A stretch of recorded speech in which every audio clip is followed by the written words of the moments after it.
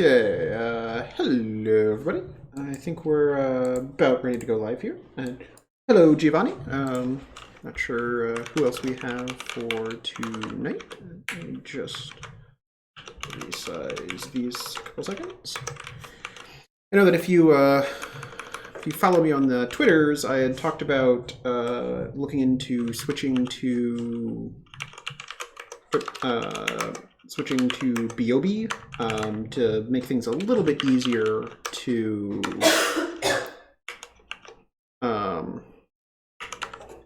what's what I'm looking for here. Make it a little bit easier to tell where exactly I'm looking. Fortunately, I didn't get quite enough of a chance to test that well enough. There's a whole new set of hotkeys that, while it would work, I don't feel quite confident of where we're going to be. So, well, it's nice to see that you made it out. And thanks everybody for making it this week. I'm running just a wee bit late, but it's good, I think. I made it. I wasn't too bad. Traffic was a little bit rough, so. In any case, where are we today? So, for people who were here on Monday, we were taking a look at, yeah, it's nice to have people to interact with. But on Monday, we were looking at the numpy stuff. And so if we come in here, we should be able to say, where are we? Projects, Python, exploits. We should have our sploit.py. Let's do this right. Python sploit.py. We run it, we get a seg fault. And if we do gdb args, bang bang, we run it again. We see we get a seg fault, and the segmentation fault we are getting is we are x/I rip. We're looking at some null bytes. So at this point, we currently control PC, and we can point it at anything we want. Unfortunately, the gadgets we were trying to use for this don't quite work out that well. What we wanted to do is we wanted to try and do a pivot, but that didn't quite work out. And I guess just as a quick overview here, basically what we're doing, cd projects, Python, exploits.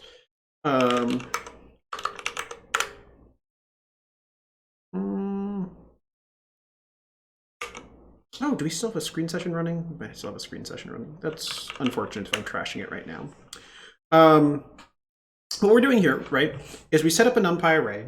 We define these two functions. We have read, which we give it an address and a length, and it's going to read that many bytes out of it and return it.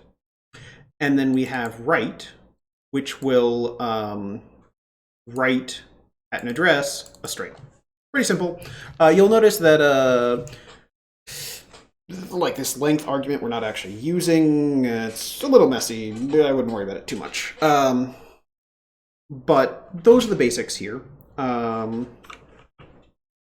if we come down here, we also pulled out this ROP chain with ROP gadget. And the idea is that we can use these two, and the hope at least was that we'd be able to take everything and get a pretty straightforward way to just get code execution. Unfortunately, that's not quite true. We ran into some issues, mainly because I took the first option I found for it.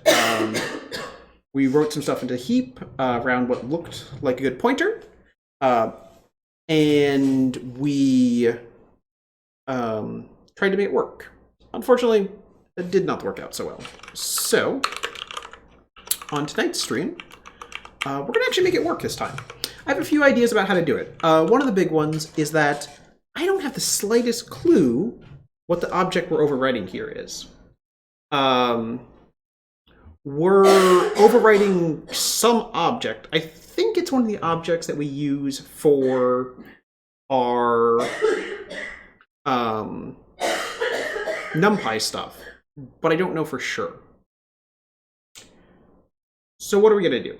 The plan here is that we're going to use the, well, so the first plan here And did we already? We've not already done it. So what we're going to do here is we're going to go and we're going to say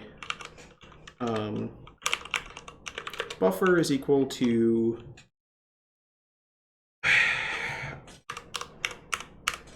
QWERTY. That's something we should be easy. That should be easy to search for. And the idea is that we're going to be able to search memory for QWERTY. So if I do, I always forget the syntax for this. Find? Is this what I want? Yes. So I proc mappings. So I want to search in this heap region. So find from here to here. And what I want to look for is, does it work this way? From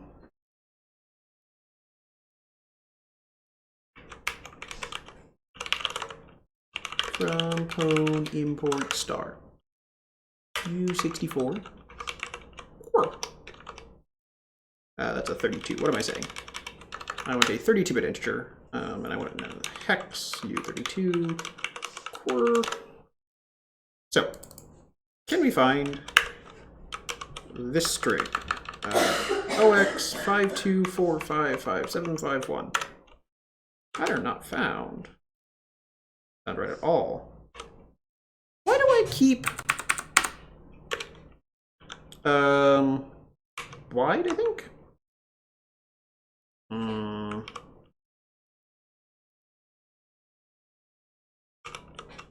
I have the wrong syntax here? Start address, end address, expression.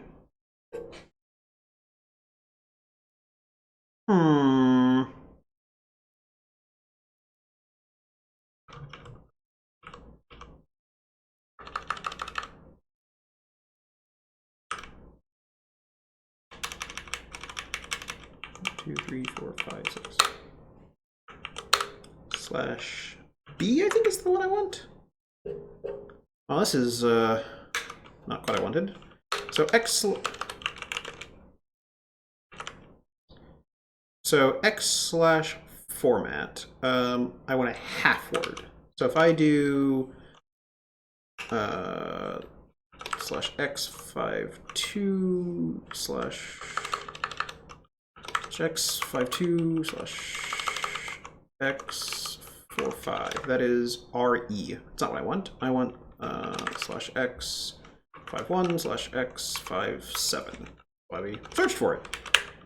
Okay, so I want 51, 57, and I want this to be sort of a byte. I want a half word. 1, 2, 3, 4, 5, 6, 7. Oh no! Oh no!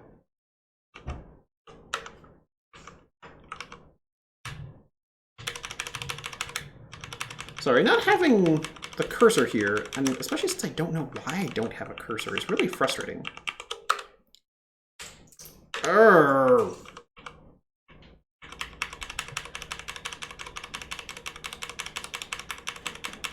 Like losing my cursor, because we had a little bit of this problem last time, and I don't know exactly what was going on with it.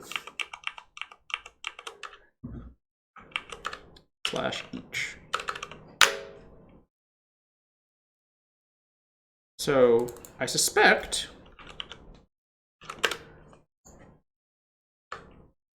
that if we dump some bytes here,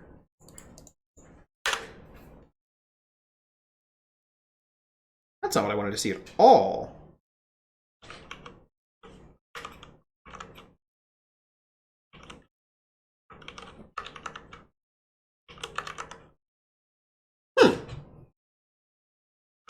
Do I have the endianness wrong? 751. Okay, I will buy that maybe my endianness is wrong. /x that /s that. I mean, wait. I don't like that at all. Why am I getting like GDB stuff here? I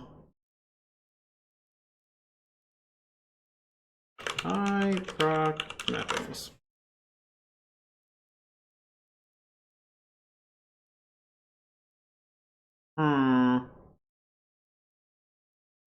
We got the right area, right?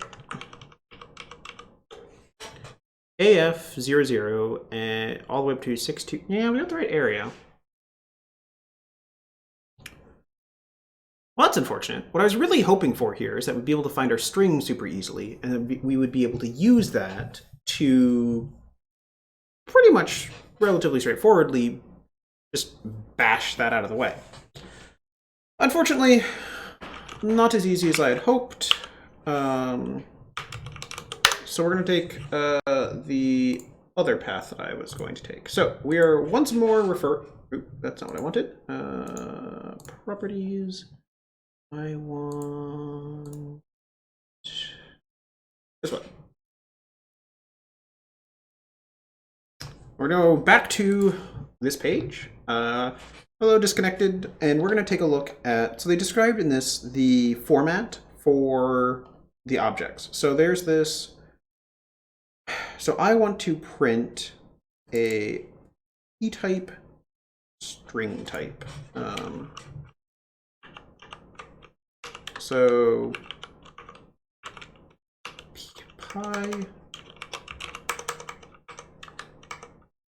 pi string object.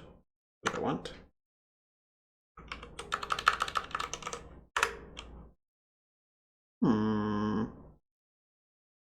What that was.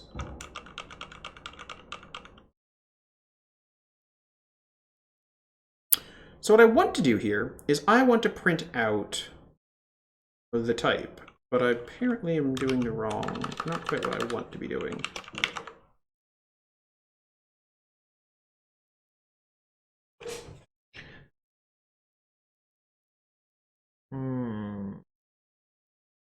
I know we had a good way to do this.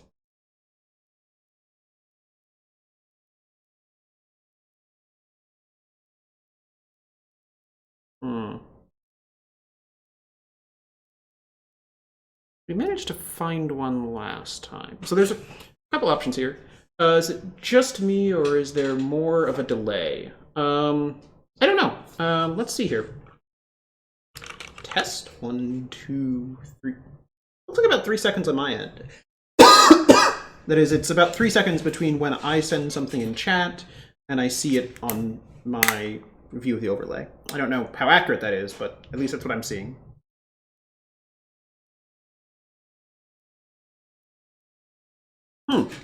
That's interesting. It might be... I actually don't have a good answer for that. Wow, a minute? That's, Give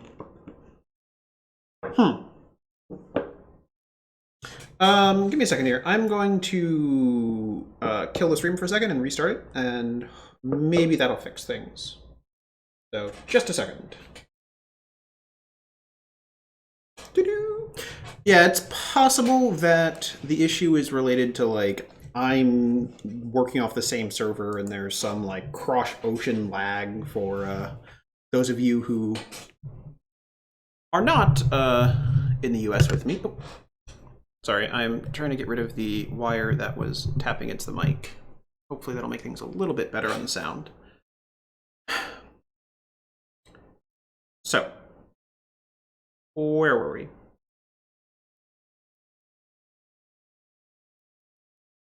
So if I do, let's,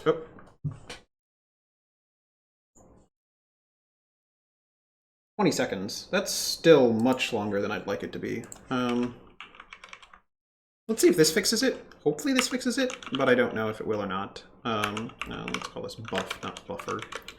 Hex ID buff. Yes, run this. So we printed out, this is the ID of buff, so 20gx of this thing. Okay, and we should see, I believe, this is a pi string type. Why couldn't you just give me that before? And I believe that if we dump this one? No. Sorry. I'm referencing the,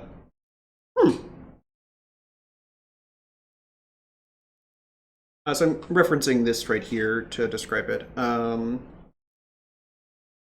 Weird. Yeah, I don't entirely... Let me make sure I have that on right. So there's a couple of checkboxes that YouTube gives you for how you want things. So I want... Ooh. There we go. I just changed it. It may get better. So there's a checkbox that you can select. Oh, it's not a checkbox, it's a radio buttons. If you want to optimize your stream for latency, or if you want to optimize it for buffering. So I have now changed the optimization for buffering, or for latency. So hopefully that helps people. I thought it was set, I had already switched it to set that by default, but I guess I messed that up and did not last time, so oops. So, where are we here? I have this right here. I want to print I want to do print star pi string object star of this thing. So we have a object, there are 3 references to it, which is a little weird, given that it's only used once, but okay.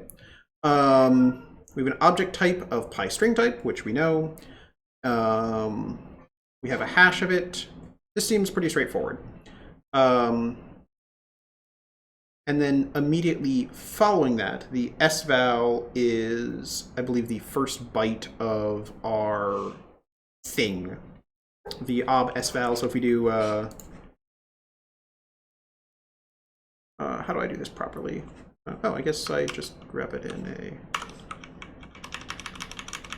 Ugh, I hate that we're not... I really need to get this fixed. Is the chat better for you?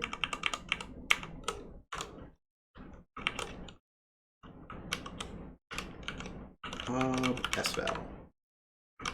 But I want to...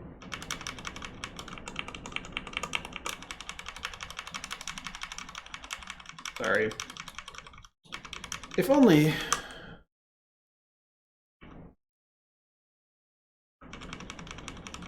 I had a cursor, so I knew where I was.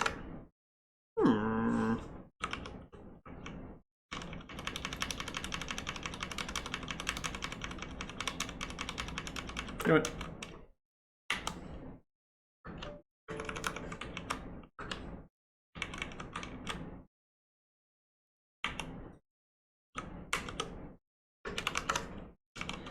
Look at all of those detached screens. I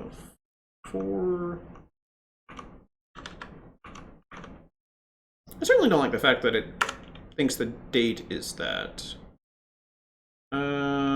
This does not look like the right session, does it? Yes. Yes, this is definitely the wrong session. Oh, I should fix that too. Apparently my sound is hooked up to the wrong thing right now. Go to those. Okay. Screen-R. Let's attach on this one. 2619.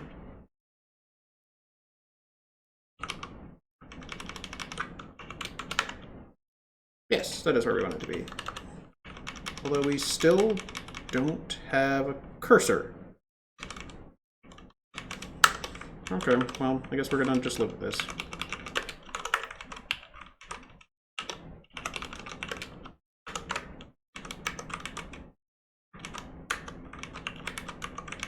Okay, so where were we? We were here. Oh no, this is the worst.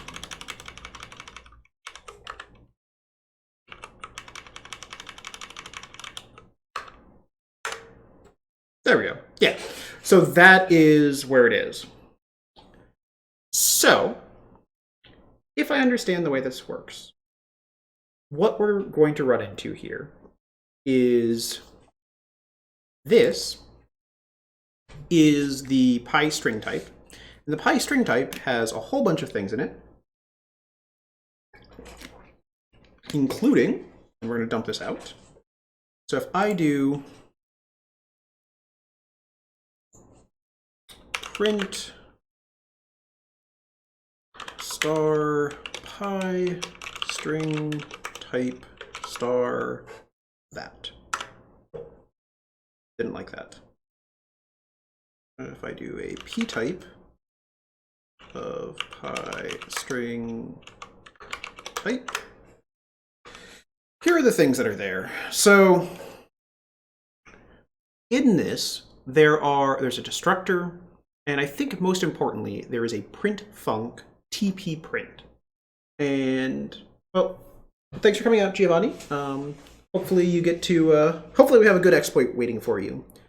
So the plan here is that we're going to take the print func, I think. I don't know for sure that that's the best one, but we're going to try and take the print func and use it to basically overwrite what will happen when we try and print a string out. Which reminds me, if we're going to do that, this needs to not print anything out after we do the writing.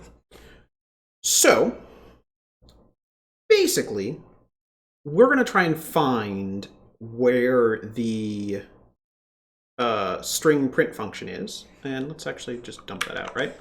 Oh.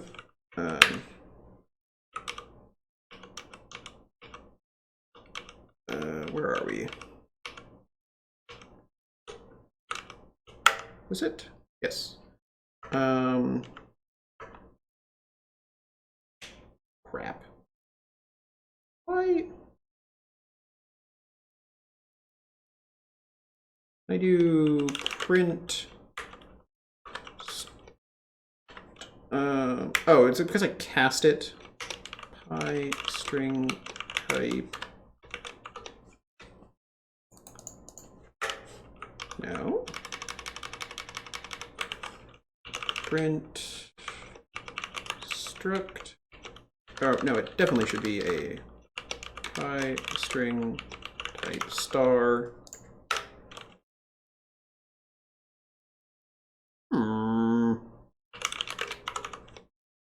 Struct type object star that. There we go.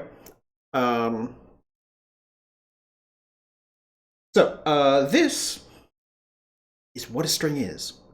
So what I'm hoping for here is that we can change the, what is this here? TP. I don't think it actually matters which one we do.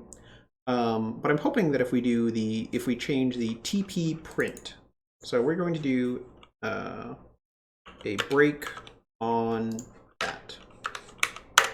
Rerun it. Yes. You segfaulted on me? That's not what I expected to see.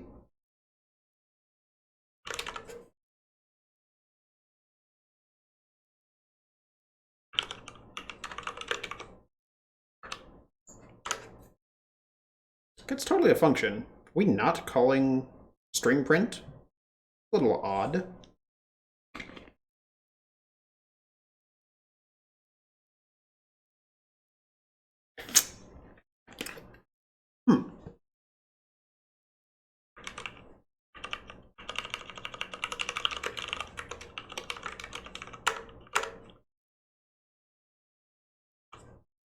We're calling that, though. It's definitely odd, to say the least.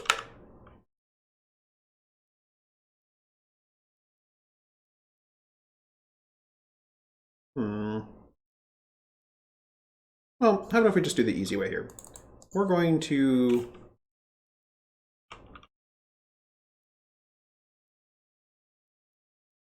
Which of these do we actually want to do?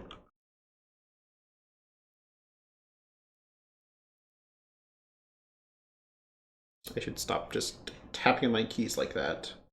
So the plan here is that we should be able to overwrite one of these pointers. At least my thought is that we can overwrite one of these pointers and then call it on a string. So basically, once we've overwritten these, the hope at least is that when one of these gets called, we're going to be a much easier position to what's the word I'm looking for? Do something, right? Because the hope at least is the buffer will be an argument to this, or at least easily accessible. Because if we remember the object, so we have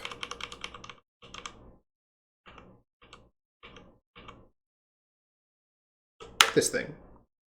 And if we actually take a look at what it's like, there's several bytes at the start here, and then the actual string. So the hope is if we overload, well, my hope was if we overwrote the print here, what did I call? No.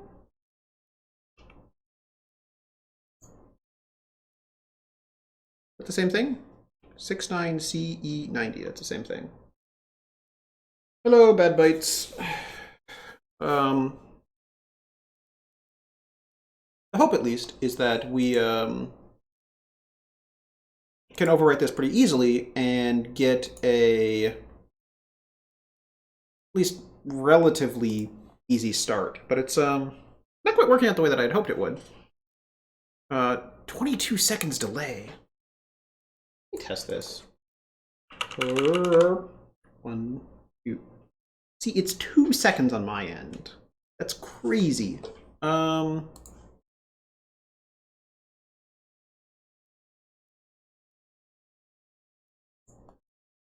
Make sure that these settings changed. It is checked that. You might need to refresh the stream if you've been watching it since the start. Hopefully by refreshing it, you will get the latest stuff, and it will be much faster. At least that's the theory here. But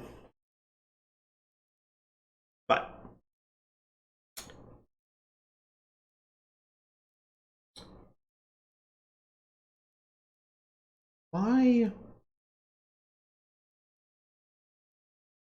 did calling print on it not work? Well, how about if we calling print on it, let's get the stir function, whatever that is. And we also want to get the repr function. You know what, we'll get as buffer. And the repr function. One of these is for sure getting called. Right, there we go. We are calling breakpoint 4, which is the repr on it. Okay, what do our arguments look like? An RDI. What is RDI? What is that? That plus 4. Actual? Okay.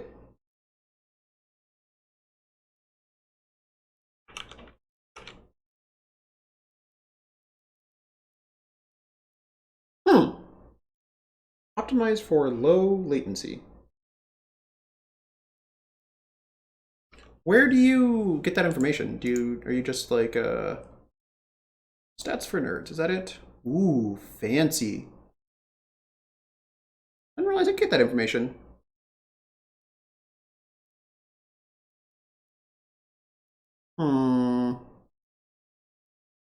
Okay, I'm gonna kill this for a second and restart it and see if that helps.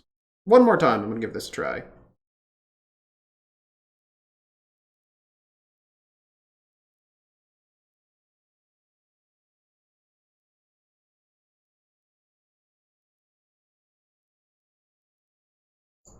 Okay.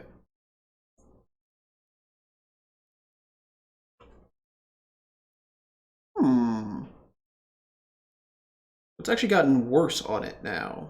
Oh, down to 20 seconds. So I am I'm also watching this, and let's over here like this. You can't hear me talking twice though. Okay, well, you know what? That's not helpful. So yeah, I'm not sure what exactly to do about that. It's definitely unfortunate that I'm losing the data like that, but I'm not quite sure how to fix that. Since we're I think I've hit all the buttons that I can hit to try and fix it.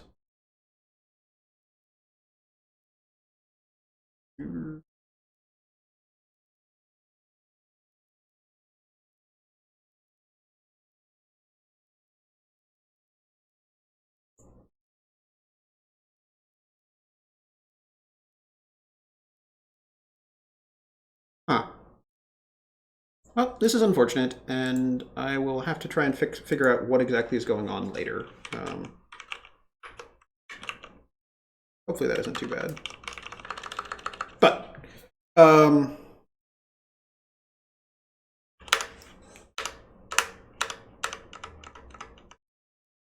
so this is repr.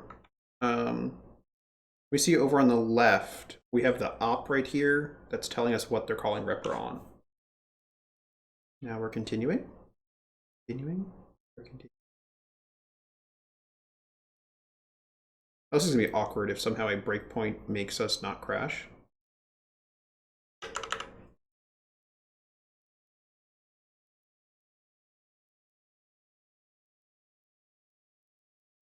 Why aren't we crashing yet? Really fast most of the time.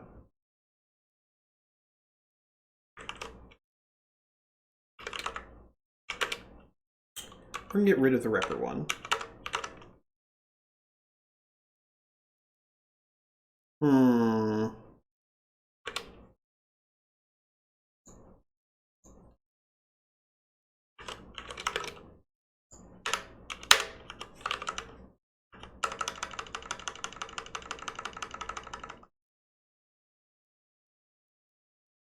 If I put a breakpoint on repr, it takes forever.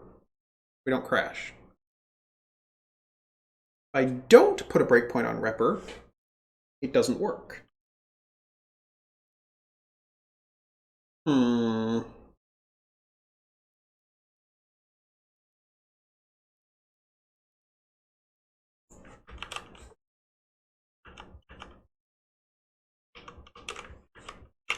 Dis5, rerun it.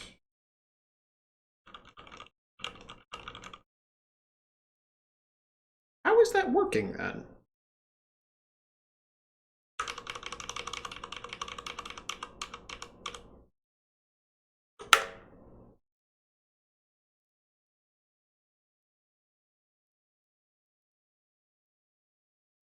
Like, I'm really not quite sure how this is happening. How is it printing that out without using as buffer or print or repr?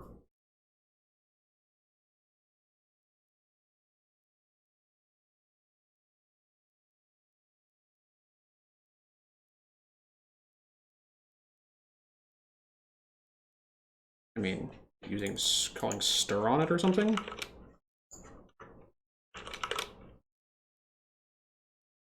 Assume we don't want generic getAttr. We're already breaking on string as buffer, I think. Do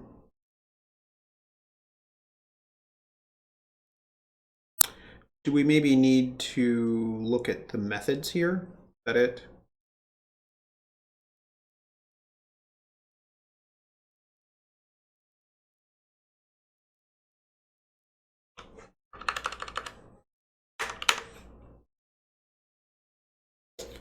For shame. For shame. So what about a... I want to use PyGeneric alloc.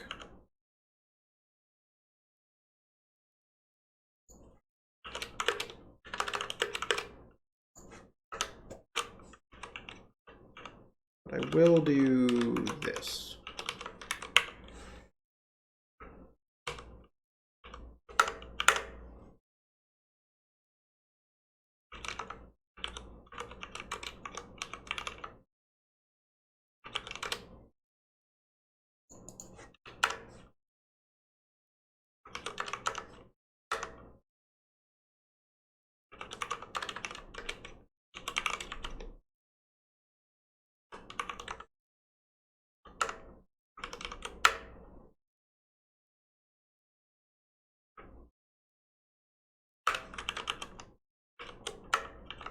So what we're doing here is we are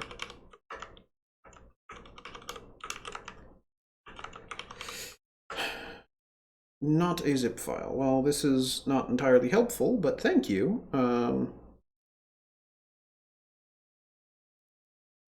My hope here is that we're going to be able to find this. Basically, the goal here is we have both a read and a write primitive. We also have a function which is going to take a string. We can call a function on it eventually. And at least the thought is that this will let us... So dealloc isn't perfect, but should work, in that it should eventually trigger the... we should be able to trigger it with a string of our choice. In this case, we're going to trigger it with like ROP.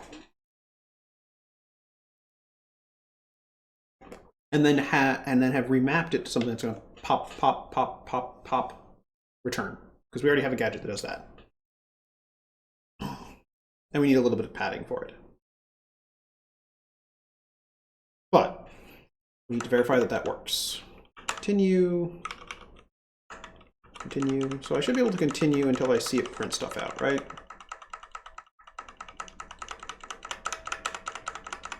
This is more than I wanted to continue. Ugh.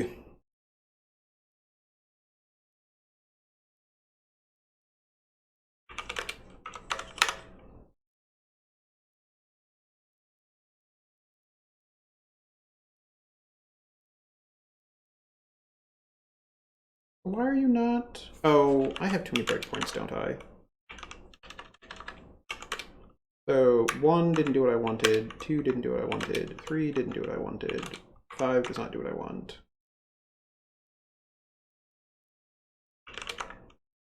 So we have already hit this 221 times.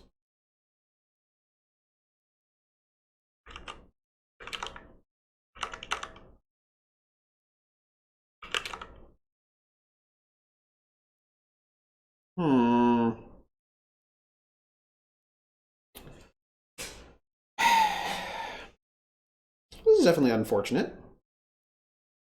I kind of expect this to just work.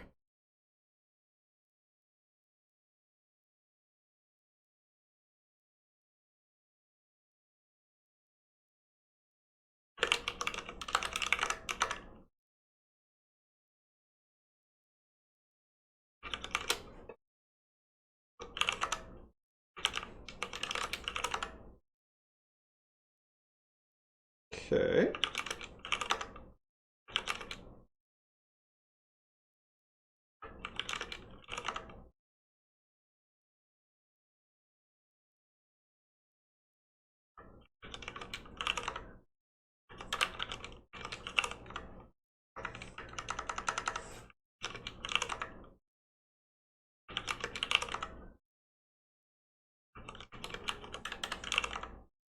Sorry here. Oh my, are you printing out a single character at a time? You are printing out a single character at a time. But I can live with that. So it is using file write L2O priv. Because what I really wanted here was I wanted to get this backtrace. And it looks like it's using the file write L2O priv to actually write something. I don't like that at all. I'm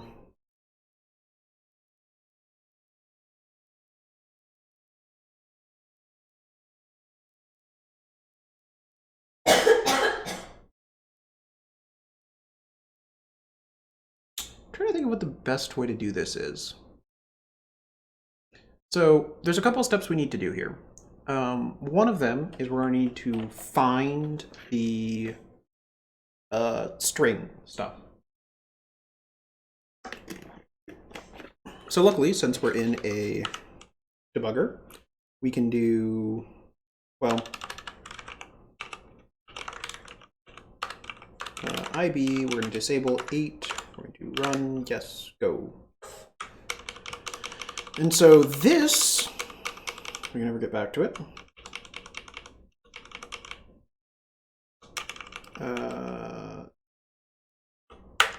This is the pi, what is it called? The pi string type. This tells us, you know, how do I, this tells Python, this structure we see here, right here, tells Python, what do you do with a Python string? So,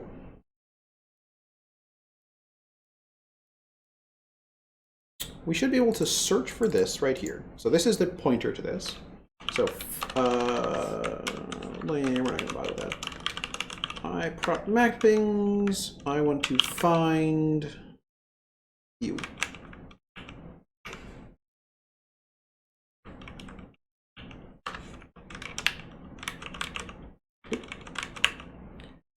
From here to here.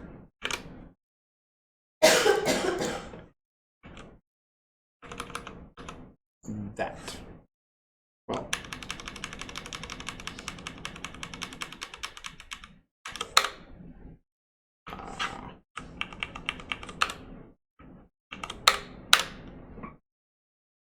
There are many of these. Which is interesting. There's a lot more of these than I thought there would be.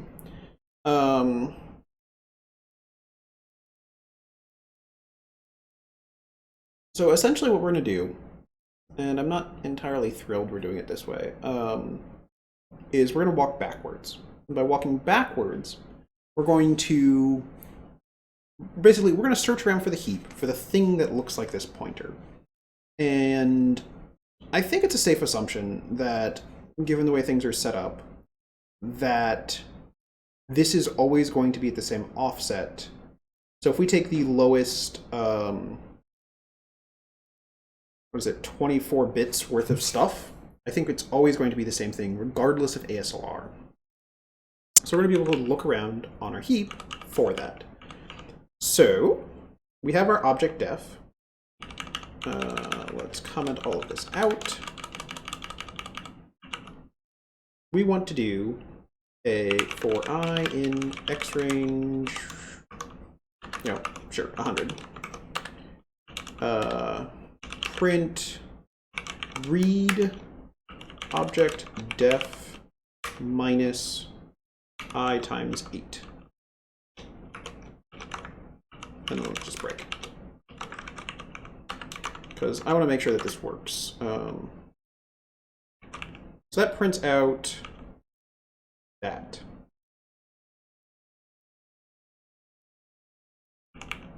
Right?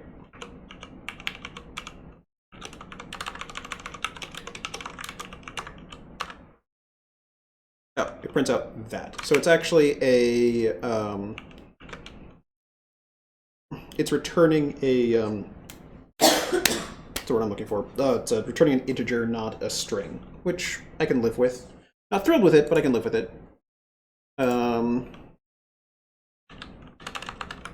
So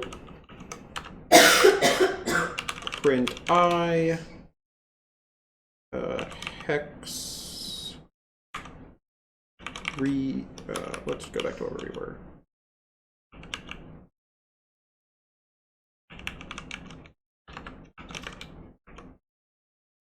Why is it printing that in hex? That's weird.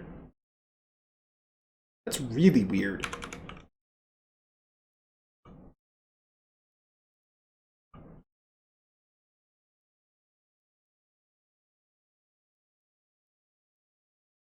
Oh, no, it's totally returning the...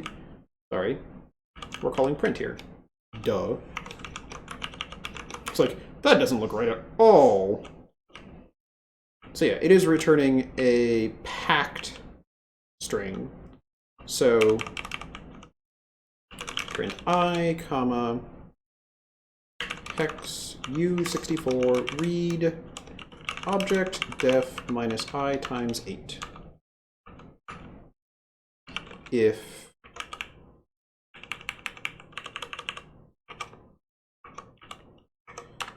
val is equal to that, if val is equal to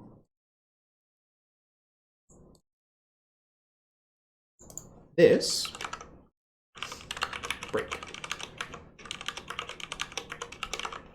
Right, so we want to search, oops. We want to search backwards. What? Oh, helps if I close parentheses. We have to search backwards until we find it, and apparently we did not find one.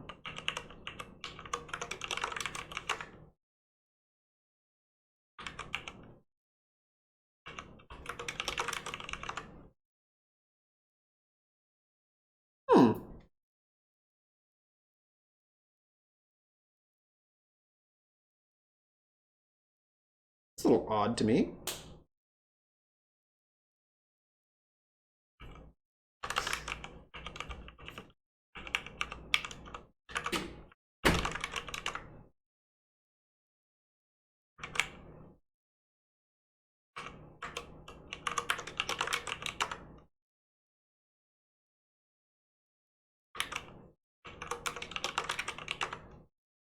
Are there no strings in our space?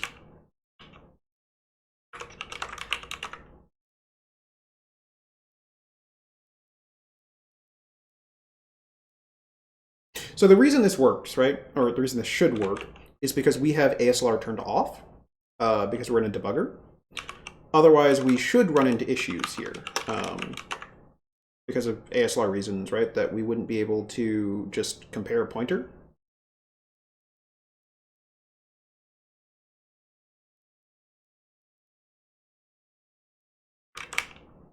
But I guess that's not true.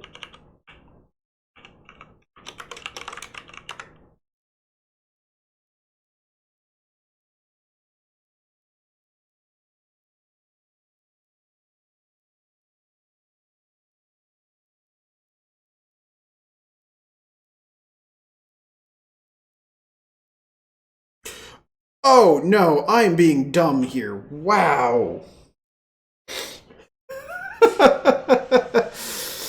Oh wow, that was bad.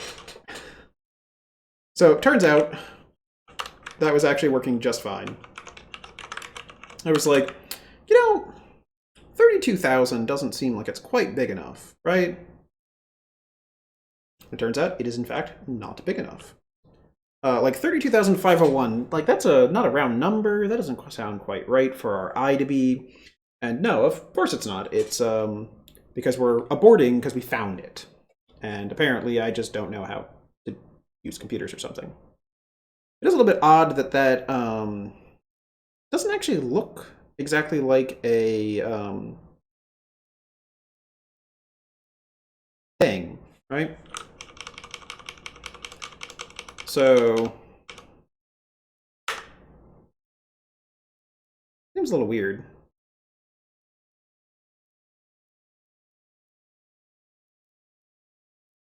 But I'm not going to complain too much. Like, if it works, it works. So if we did that, we're going to break. We will get rid of the print. And so we want to write to val, or for I in x range ox print size of struct type object 392 bytes.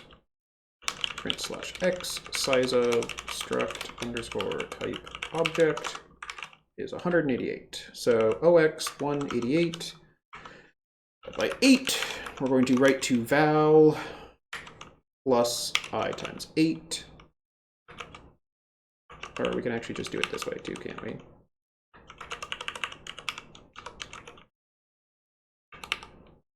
The value we're going to write is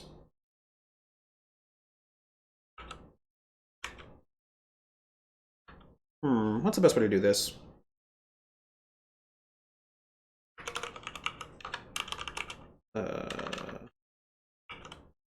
overwrite is cyclic 1 0x1 888.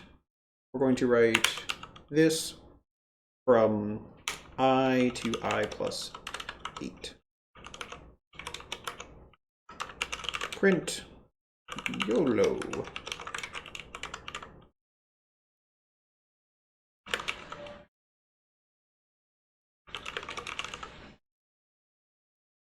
Call R11 plus 30.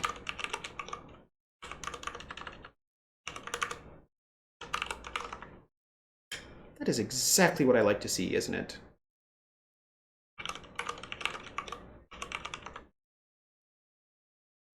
RDI plus OX24. And I want a... Oops.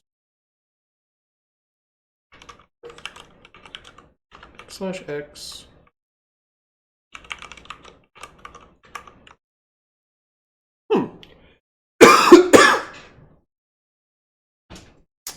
Oh, it's doing a one of these, isn't it?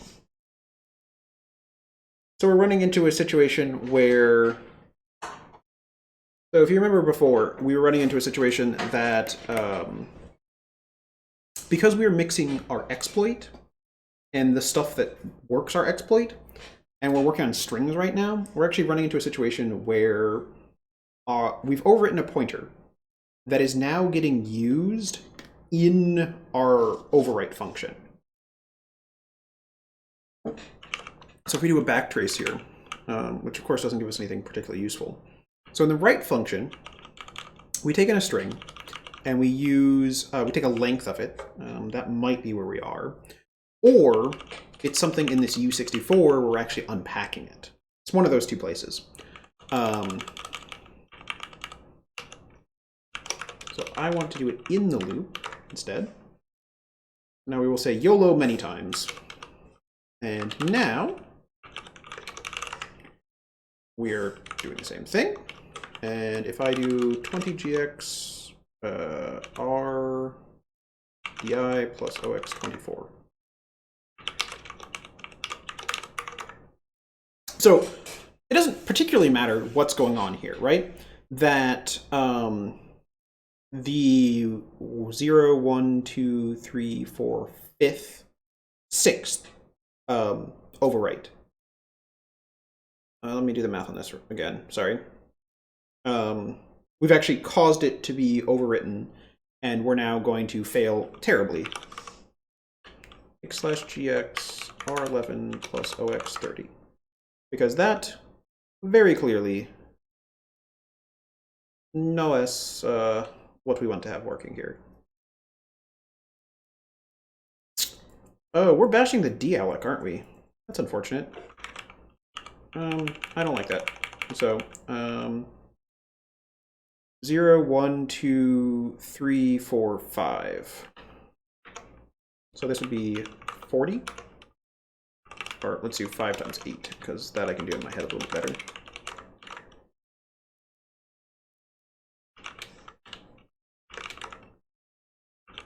Well, did I do my math wrong? I did in fact do my math wrong, didn't I?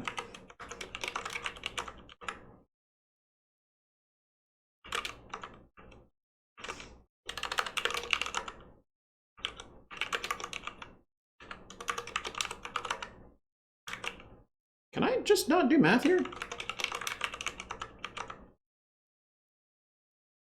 Okay, what does this one look like?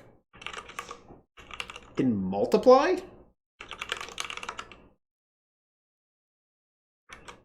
Yeah, we're gonna skip that one too. 0, 1, 2, 3, 4, 5. 12?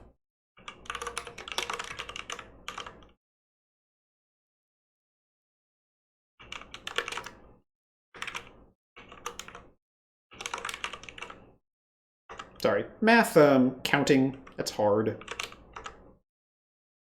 Hashing.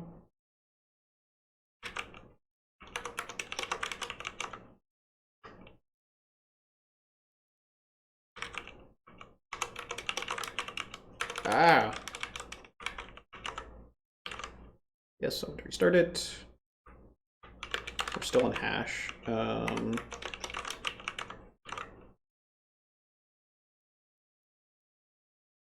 Get attribute. Which one are you calling it with? X/x of RDI plus OX24. I can live with that.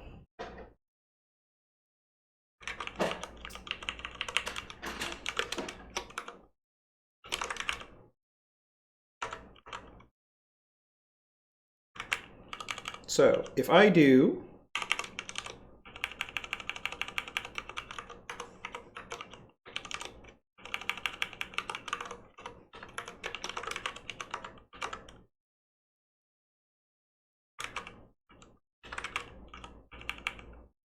$36, $46 plus 8 is 44.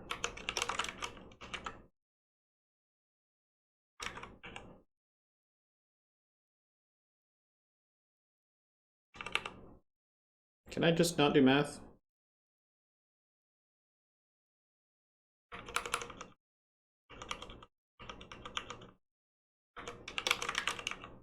Ah, stop that. Right? So 136. 136 gives us this.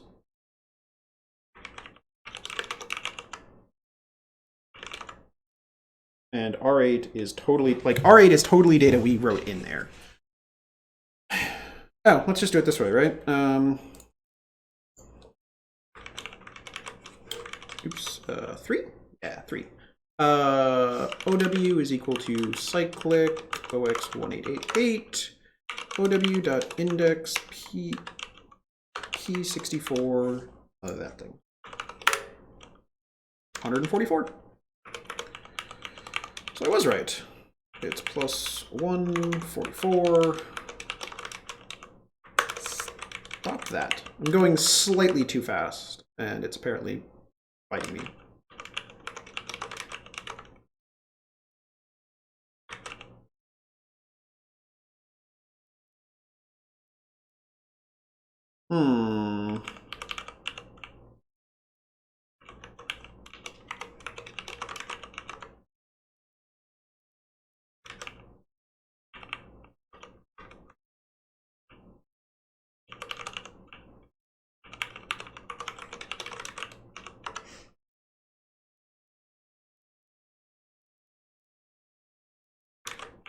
Ooh, I don't understand.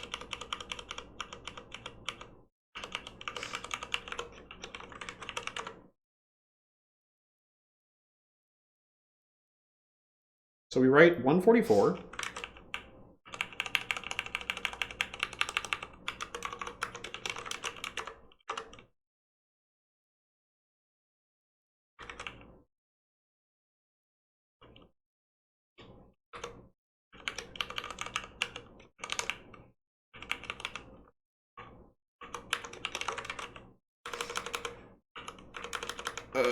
Am I being just a complete moron here?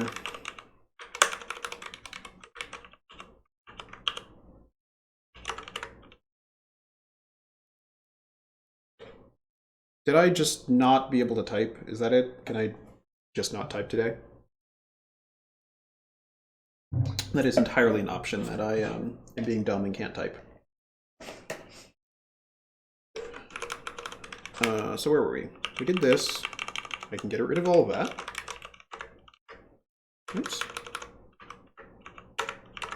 Run it again.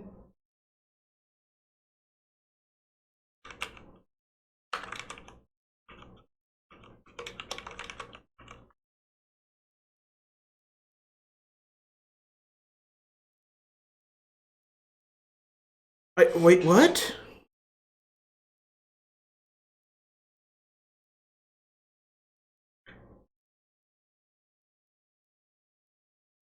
Okay, I'm not crazy here, right?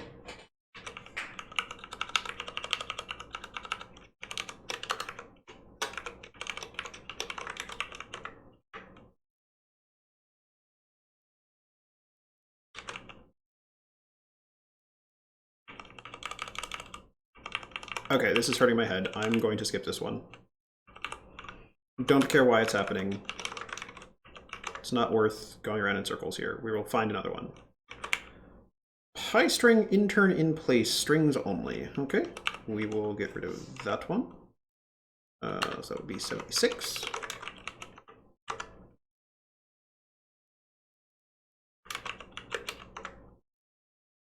x/x RDI plus OX24. That is not what we want, so we want 208. So what we're doing here, for anybody who isn't quite following, is we are basically just going through the pointers in there, and we're just bashing them one at a time until they give us what we want. Eventually, they're going to give us something useful. Racks is a value we control, which is good. And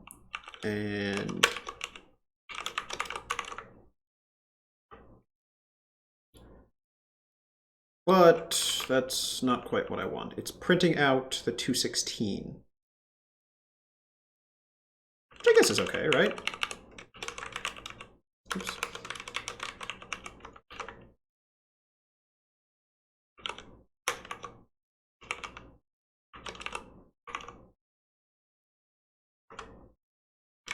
I can live with this because we are, in fact, like we're calling whatever we want. It's just working. And this is at 216. So if I should be able to go this plus 216 print YOLO. Let's leave this here for a second to make sure. Again, it's entirely possible that I'm just being dumb and something is crazy and not working. And why?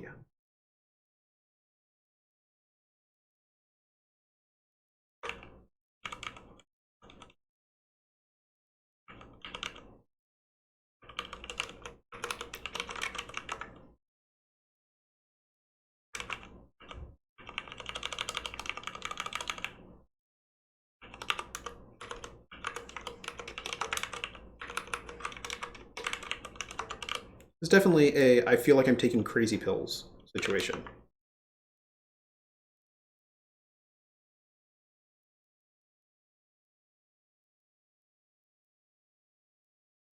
How? Oh. Why aren't you complaining about that?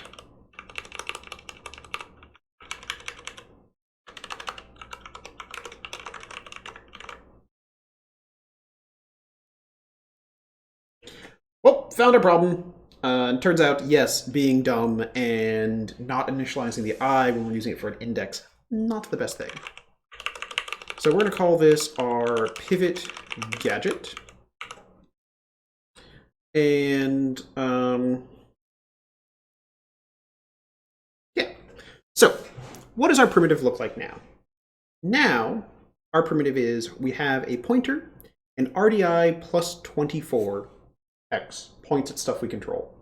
Specifically, RDI plus 28 points at stuff we control. So, if you remember from last time, cd projects Python exploit, we should have our pivots right here. And anyway, what kind of pivots do we have? So ideally, we have one that moves EDI into our thing and then does a ret with a offset or somehow pops a whole bunch of values off the stack. If we can do this in one shot, it's amazing and I love it forever. If it doesn't, well, we'll have to figure something else out. So we have all of these. These are all rets. None of these seem particularly useful, actually.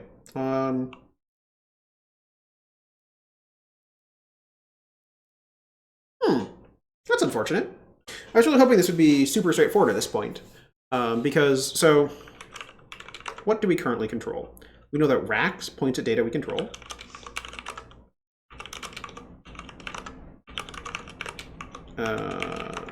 RDX points at complete junk.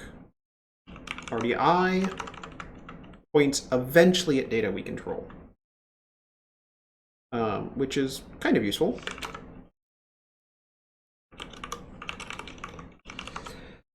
Is there useful stuff on the stack for us? It doesn't look like it. So this is like these are heap pointers, I think. Or so that's a stack pointer. That's definitely a stack pointer. Because we have the two heaps we're playing with here.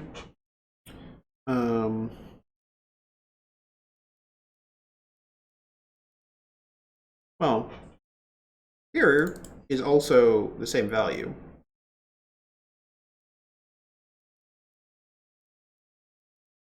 Unfortunately, it's not on the stack. Like, if this was on the stack, if they had copied our string onto the stack here too, that'd be amazing. But no such luck. So, we wanted to do -- file which Python -- console. Let this run again. We're just going to take a tour through some of our gadgets. Like, what exactly can we do with our RDI?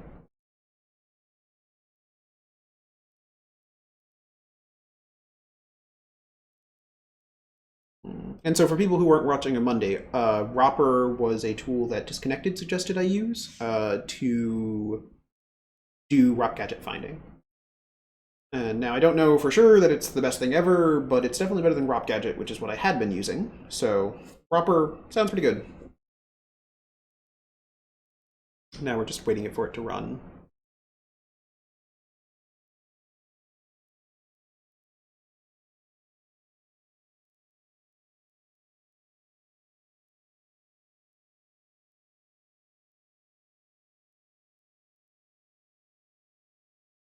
Okay.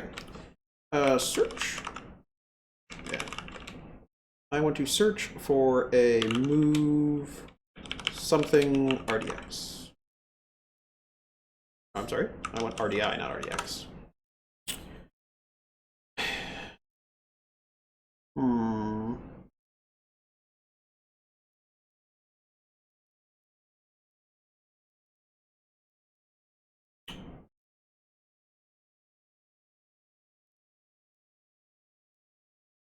Actually, ideally, we're going to run into a search for RDI plus something.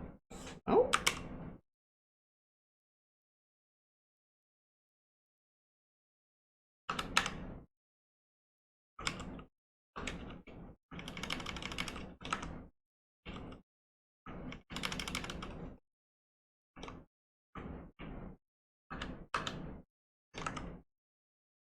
Oops, that is way too much stuff.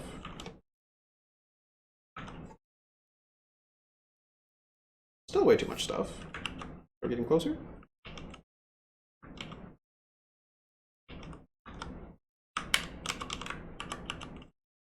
Oh, did I break it?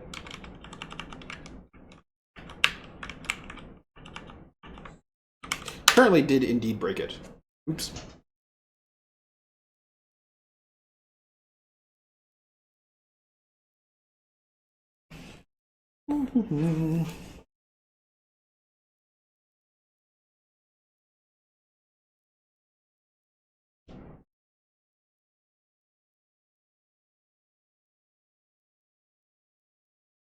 There we go. And we want to search for %RDI plus OX%. This is many gadgets.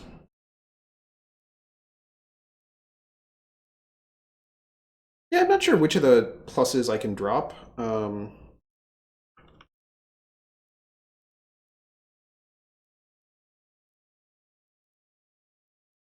that's interesting. So, no, that's still not useful. Ooh. There's a bunch of these call RDI plus 30. Those aren't ideal, but like, if they do something useful immediately prior to them, then they might be useful. Like that move RDI RBX. Again, it's not ideal, but it gets me a little bit closer. Like it looks like I'm gonna have to actually build like a real ROP chain here. Like I'm gonna have to do real work. Wow. But the prevalence of this call RDI plus 30 is at least somewhat convenient. Not quite sure why it exists like this, but I will take what I can get.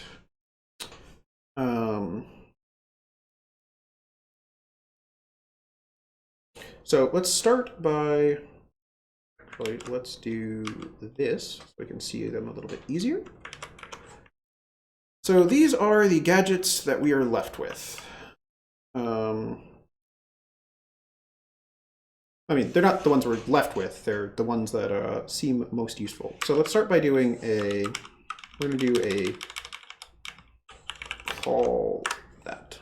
This is only the calls now that are calling RDI plus 30. And now there might be some that we're ignoring that we don't need to be, but let's at least start with this. So for instance, this gadget gives us control of another register. Not ideal, but it gives us a starting place. Because now we can say, okay, what can we do with RBX? Can we do a pivot through RBX? And I think we can just straight do a pivot through RBX. I'm not sure if it's a pivot that we like, but we can do a pivot. If we come back up here, let's start at the top and work our way down.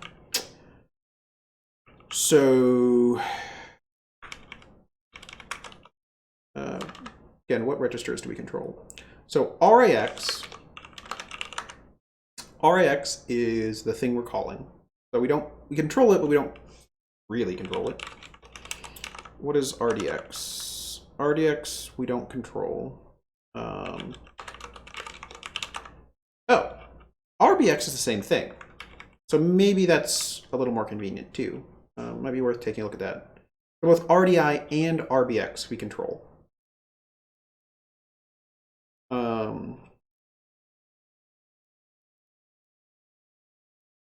But, well, to start with, that means that the RBX gadget isn't particularly useful.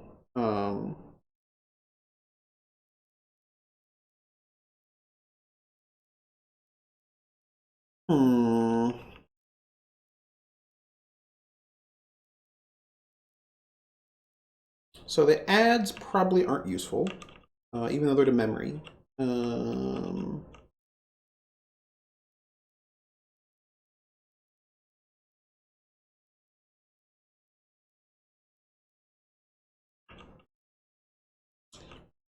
Messing around with the like D words, I also don't think are particularly interesting. We might have to revisit them at some point, though. Moving a quad word into, I mean, it's still too low of a value, so I don't think we care.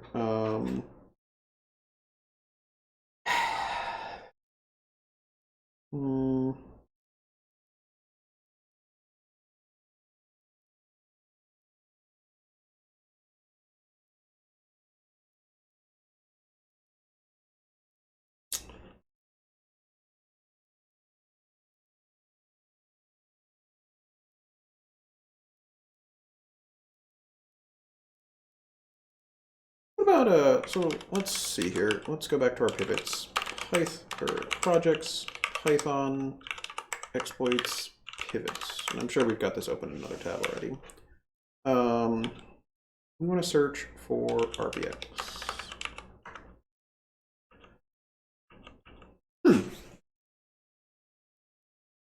That's interesting, but it's not directly useful, those two.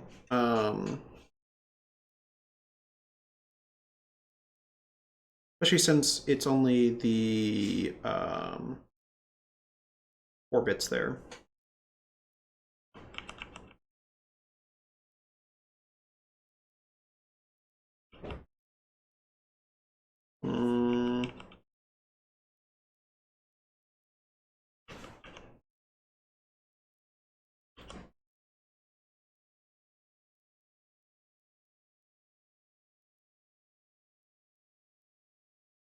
That's definitely not what we want. I don't want to pop it. That doesn't help us at all.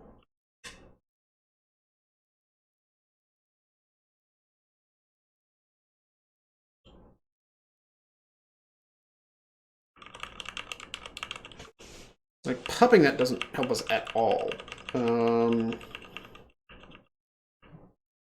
we looking? There's like an exchange EB. We are looking. There's an exchange EBX.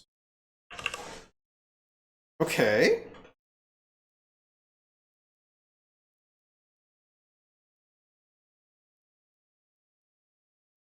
So let's think through for a second here what this does. An exchange EBX ESP. I believe, and we're going to have to test this to make sure, that if we have a string that's long enough, so ret with an argument means we need a string that is massive for this to work. I believe that we can just do this as long as RAX and RCX are pointers.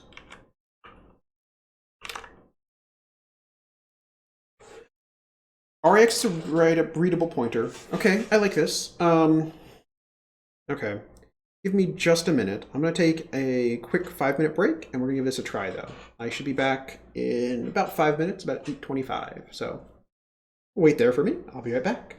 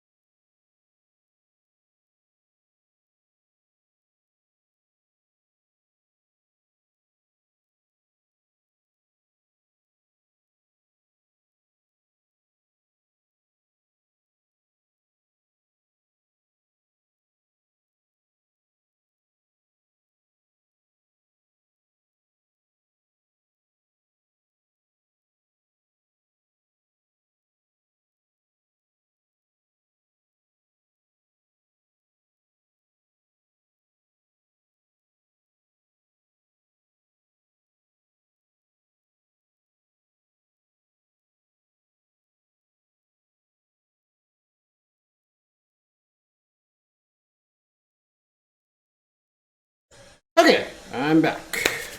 So, where were we? We were trying to land this, right? So we currently have control of RBX and RDX, and both of those plus 28 bytes, hex bytes, points at data we fully control. So we could use a gadget like this to do a pivot, but it's not a particularly useful pivot. The problem here is that that is going to have us returning into data we don't control out of the structure. So not quite where we want to be.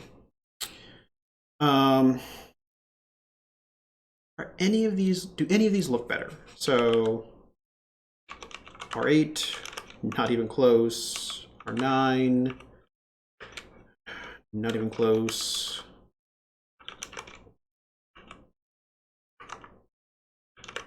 R12 also points at our data. Well, the start of the structure, so it's kind of useful, but I don't know if we're going to run into a situation where R12 is easier to use than the other stuff.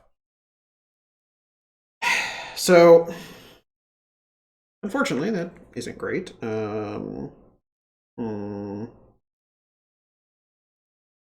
Let's see here.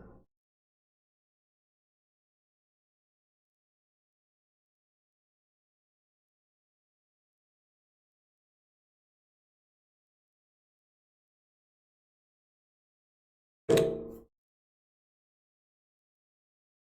trying to think of what we want to do here. So, the gadgets here, clearly not perfect. Oops, that's not what I want to do.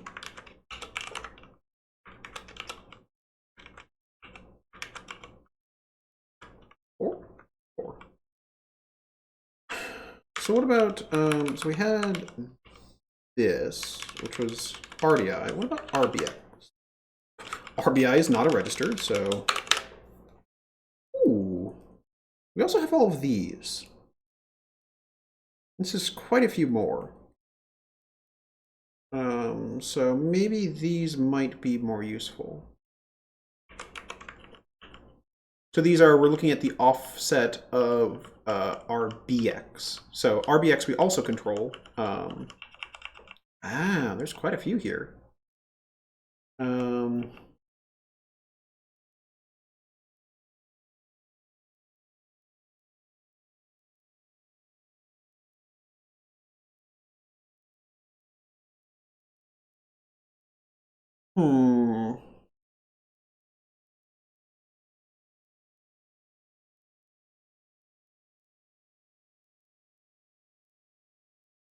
A lot of those don't look particularly useful. What about there are no move RSPs?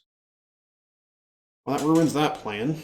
I was hoping maybe we get lucky here and there's like a move RSP something, call something we control, but that, no such luck. Actually,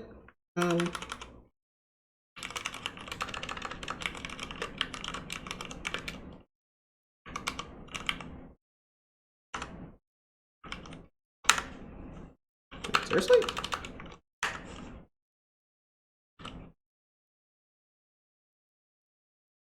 That is the only move RSP they think there is. Seems a little odd, but I guess I can buy it.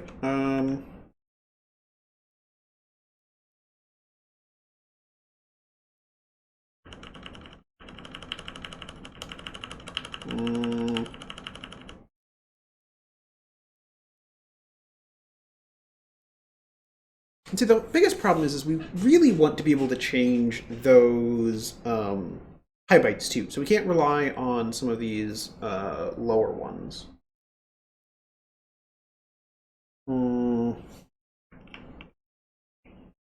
Realistically, none of those are particularly good looking. This one isn't terrible, but I don't like it. Because, let me actually make sure about this. So I want the Intel x86 manual.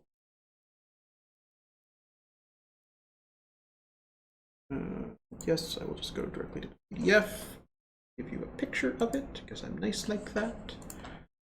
So if you're not familiar with it, the Intel x86 manuals, especially when you're doing like ROP stuff where the exact specifics of an instruction are critically important, it is incredibly useful. So the exchange.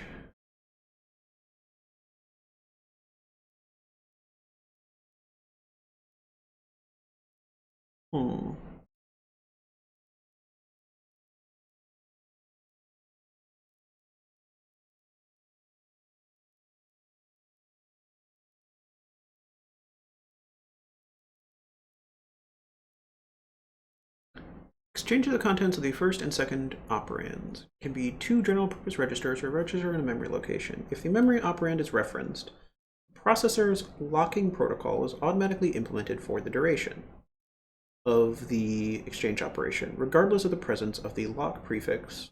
In 64-bit mode, the instruction's default operation size is 32 bits. Using a rex prefix, Using a rex prefix in the form of the rex R permits it to address additional registers. Using a rex prefix with the rex W promotes operation to 64 bits. Okay. Oh, that doesn't help me then. Well, that's unfortunate. So, where were we again? We were back over here, and we were searching for gadgets. What about like a push?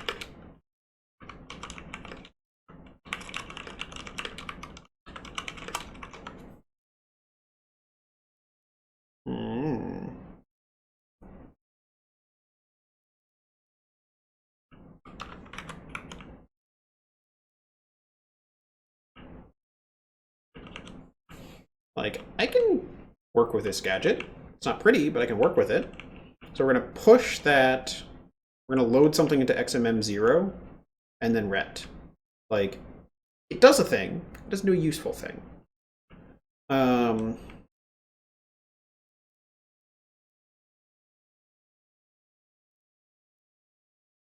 We also control RBX. So, what about RBX? So we're going to use RBX. 13 doesn't do anything for us. Adding racks to it definitely doesn't help us. RDX, I think, is non-zero, right? Yeah, RSI is the one that's close to 0. So none of those particularly help us. Well, let's drop down here for a second. So is there an RSI plus racks? That doesn't help particularly well. So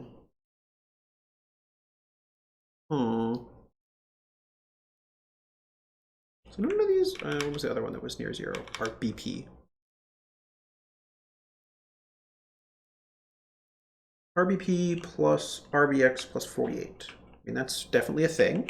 Like that we can address properly.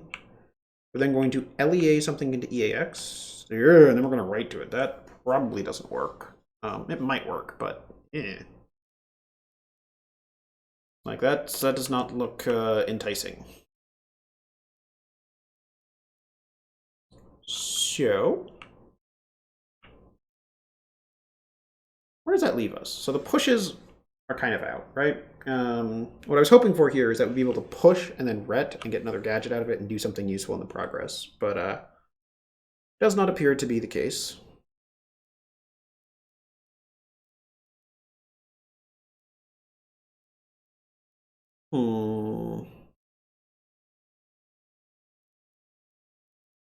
We said the moves were out because there weren't any. Like the lack of good pivots makes me unhappy, because the pivots here, right? They're basically non-existent. They're 32-bit pivots. And that's it. Wow. Sure. So that doesn't sound right to me. Like, I will buy that that's what they think it is, but search pop RSP. See, there's plenty of pop RSPs. What kind of crazy talk is that?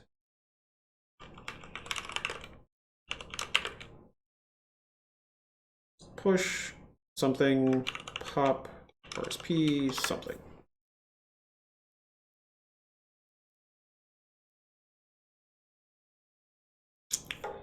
Man, that is so close to being useful. Push RBX.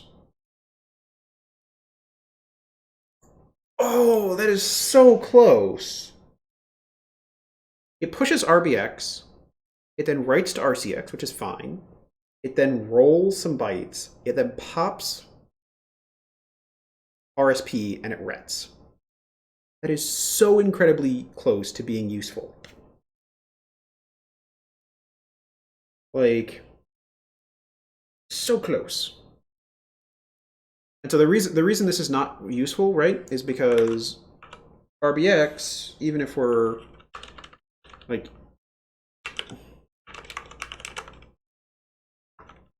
the first several things are not useful gadgets. After 0, 1, 2, 3, 4 quad words, then we can get into something useful. But so close, so very close.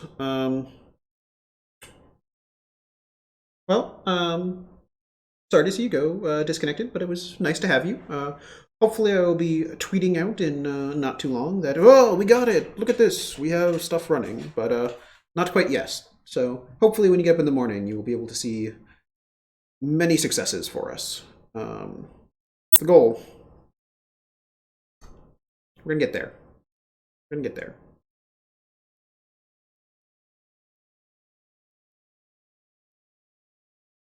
What does RCX point at? Where are we? We're here. RCX points at, I have no idea what that is. 20 GX RCX. Oh, good. It points at the arenas. That's not what we want to bash at all. Where are we again? So we are in the get iter some sort.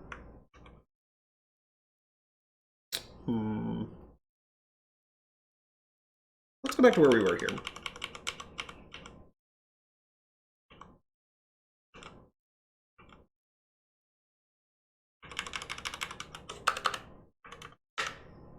Was it R11 that we also controlled? It's R12. R12. Oops. I'm a little bit surprised that there are actually gadgets that are call R12 plus OX30. Like, that seems a little on the silly side.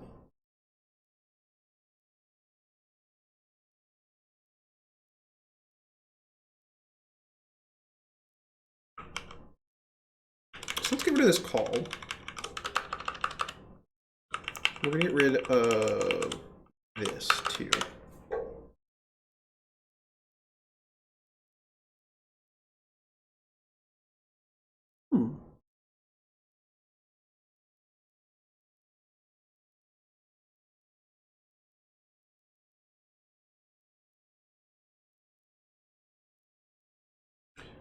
When we were up here, right?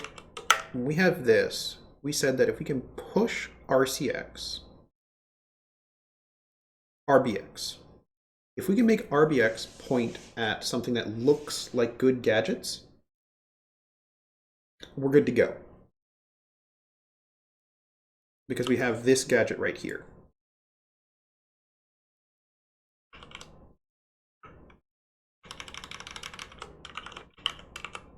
Can we just get this lucky?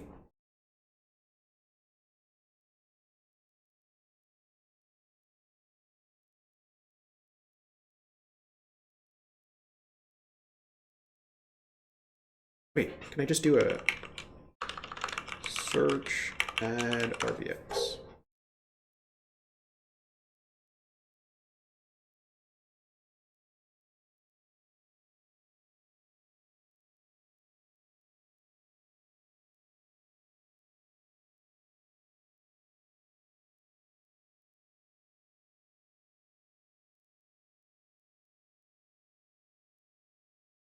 of these are particularly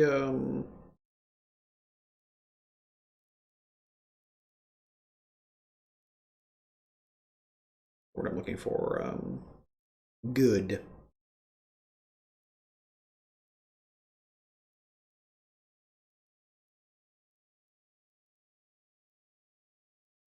Because none of them give us something that's going to be directly useful. We're getting closer. At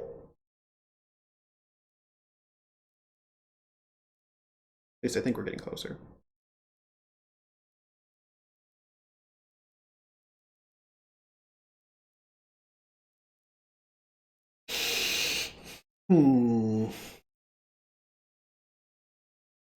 So it has to be RBX. This feels useful. But in order for this to work, we have to know where our string is too. Like, we need to know where our buffer is. And can we do that? No, but we can know where a numpy array is. Interesting.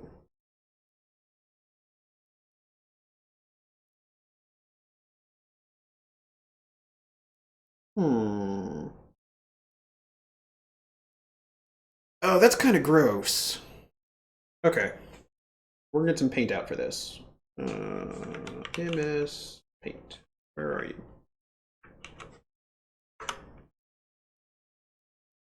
Okay. So. I don't want to move you. I want to move. No.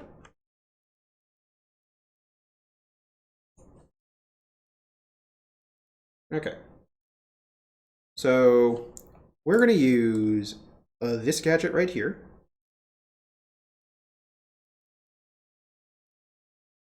And where is it? This gadget right here.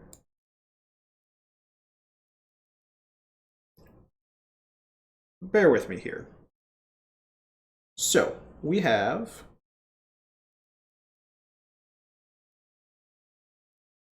buffer 1, which is our string that we're going to be able to use. And then we have buffer 2. Sorry, I need to get a pen for this. I'm going to get a pen for this at some point.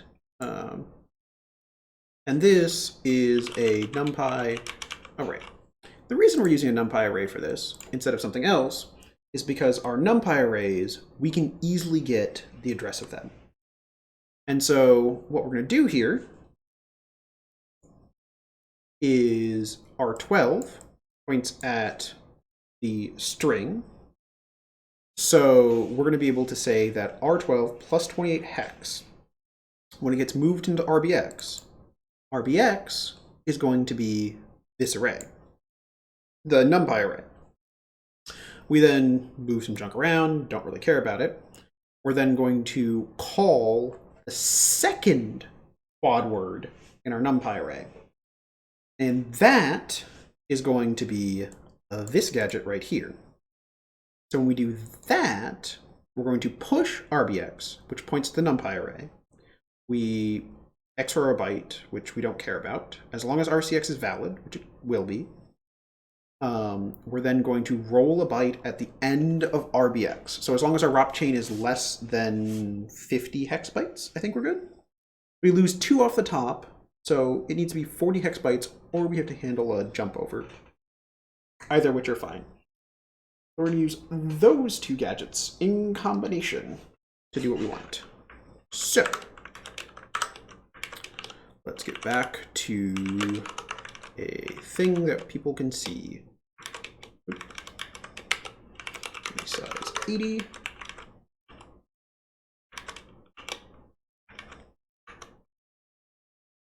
Okay. So which gadgets did we say we were using? We said we were using this.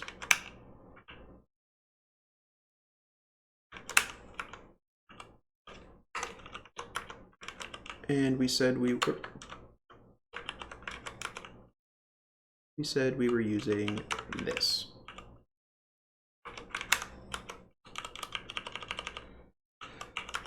Okay. So we need to get,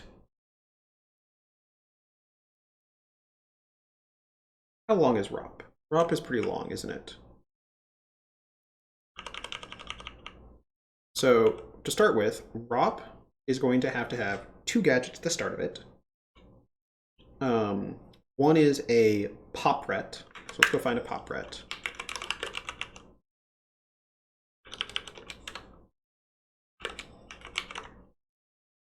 We don't really care what it is, except for one of those pop RSP rets.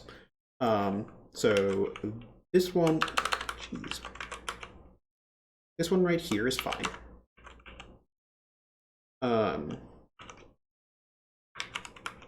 Right, so we need that,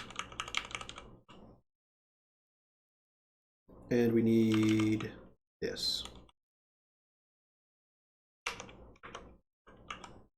So ROP is equal to, let's do this, pre-ROP is equal to rebase 0, think word, that, pre-ROP plus equals rebase 0, think word, that. And then ROP is equal to pre-ROP plus ROP. And this is important, we know that the stuff at RBX plus 5D is going to get smashed. So that's going to be the offset of 5.8 plus 2 other things. So what we need to do then is ROP, so pop, we also need to find a pop gadget. So search pop something ret. Why do I keep messing that up? Waiting, not quite waiting long enough. So a pop. Going to do that.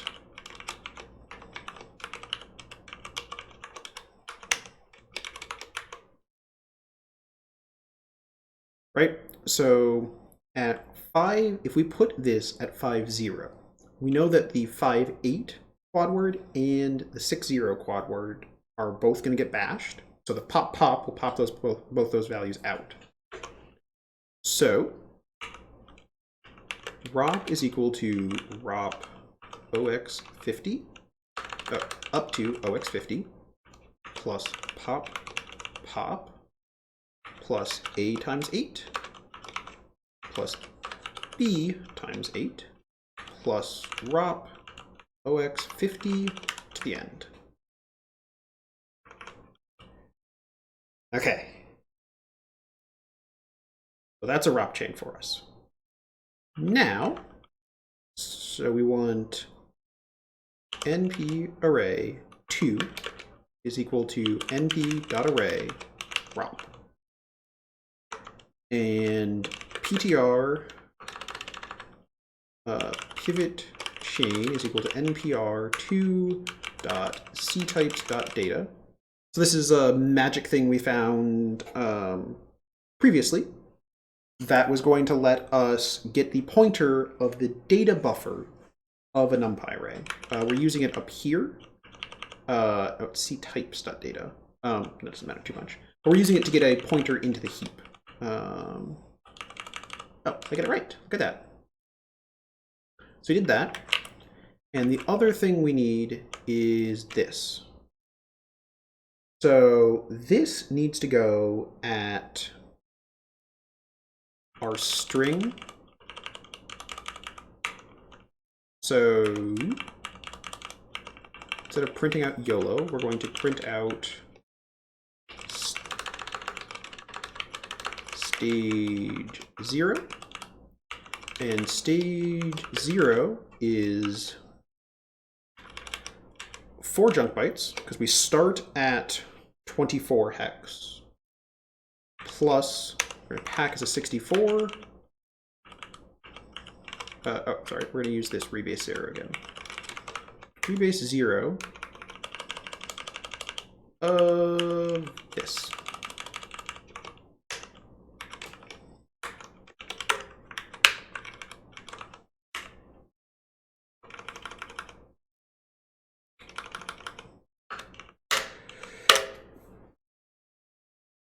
Oh no!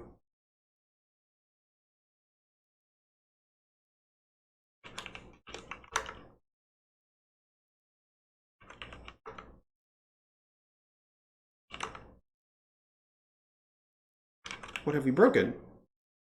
Well, this is unfortunate. I don't think we've changed anything up there.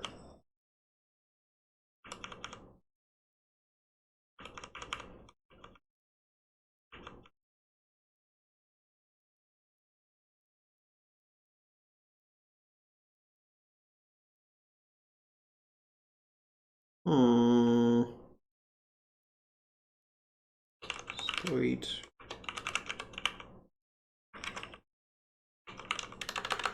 Set args exploit orig.py. Run it.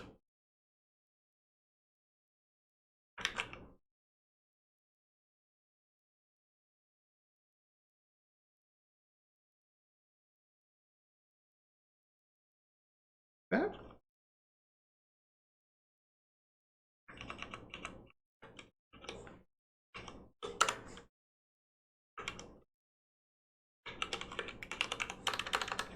Bang exploit orig.py.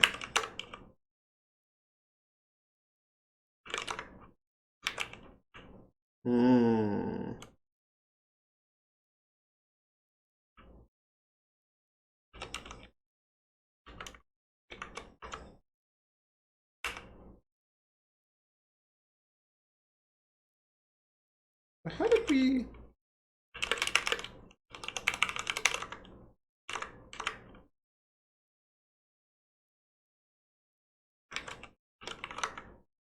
We didn't touch anything up here.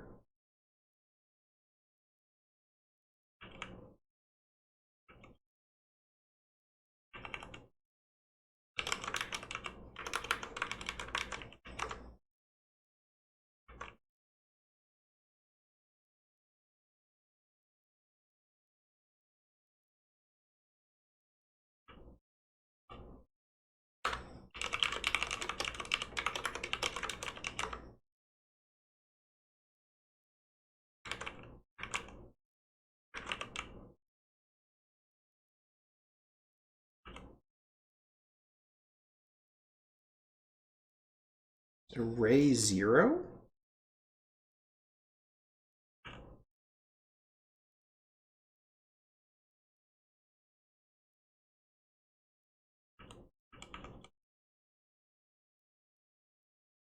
How did this happen?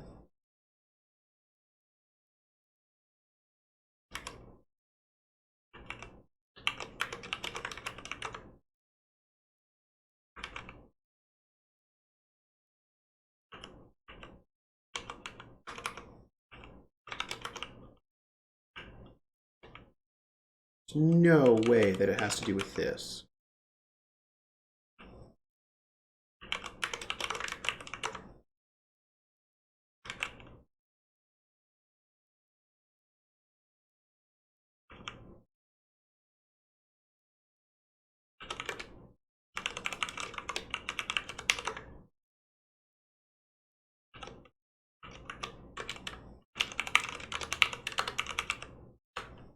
Okay. Qbang. Vim exploit orig.py.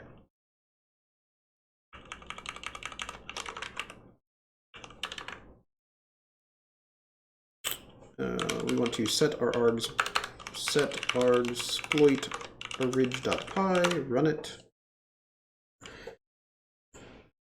And we do get our segfault. Okay.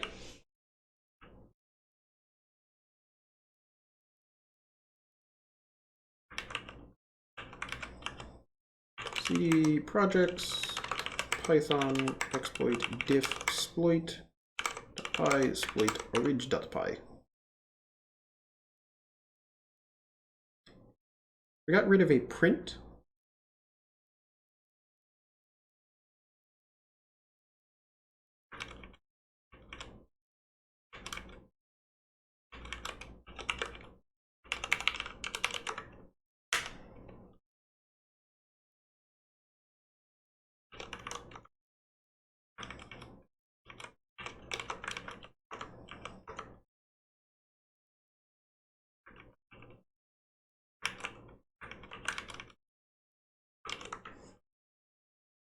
So this is one of the downsides to this, that because we're doing everything inside of what we're doing, it means that we can run into some problems because the code changes. In this case, it appears that our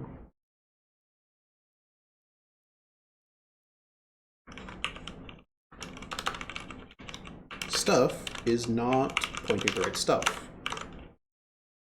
Right? Like, you're giving me an error on this because you're somehow returning an array, which you totally should not be doing.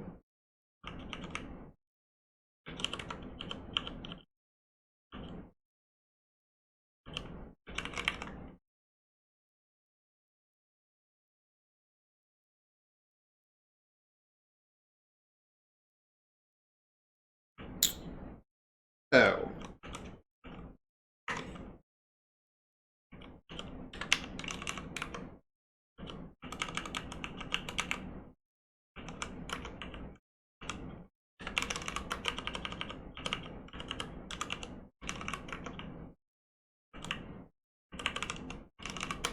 This is what I get for having objects with single character names, doesn't it? Isn't it?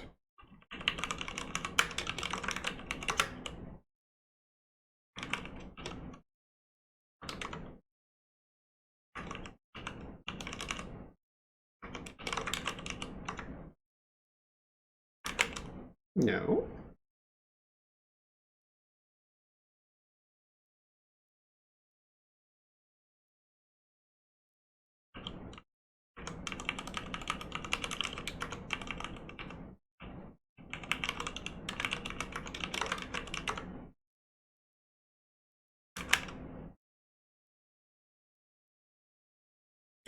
How on earth is that returning an array?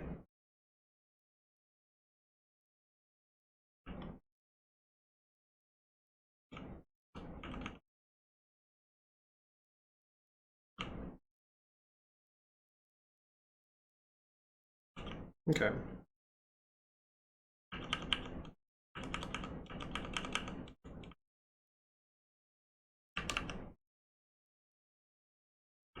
mean, I guess it kind of makes sense that it is, but how is one of these working and the other one is not?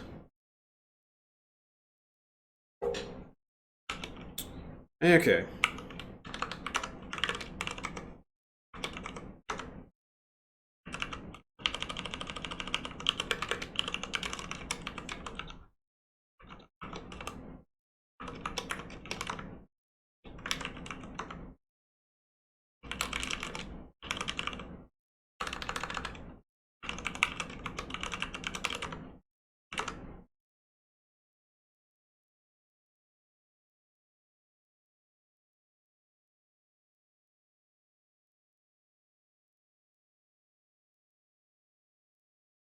Hmm?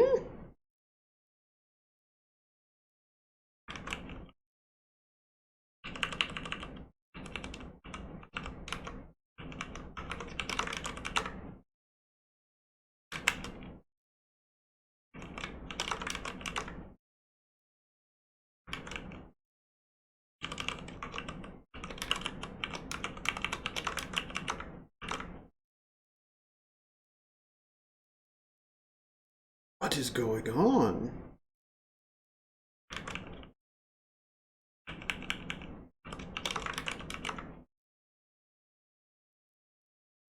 Yeah, that is definitely not right. So by resizing it like this, we're ending up... Crap. And by introducing a second array, we're also messing with things? Oh, Python, you are so confusing. So it looks like we can't just use our numpy array as a thing that we can do. Well, let's do it this way then.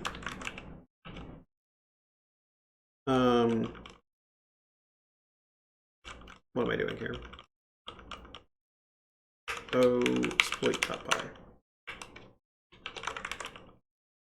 Python exploit.py. Set args exploit.py. Right, we fail here because we're defining this other stuff down here. We're going to get rid of this.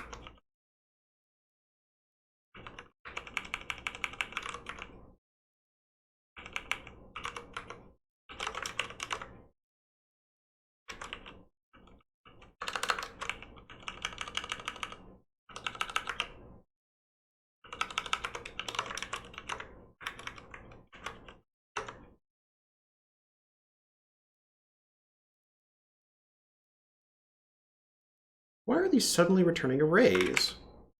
That's bizarre.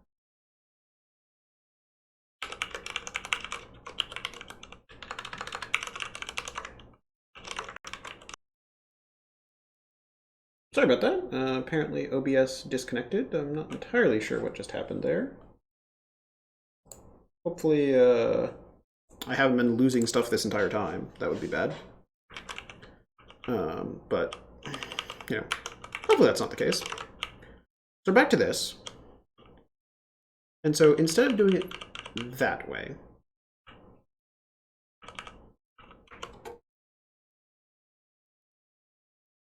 we have this wrap chain.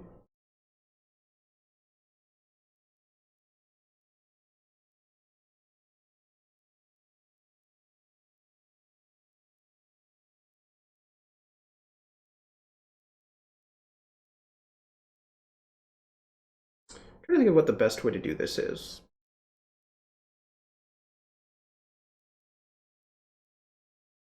I mean, ideally,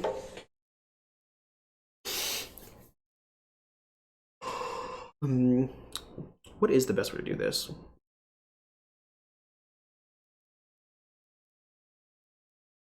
Because we're going to do something really complicated here, right?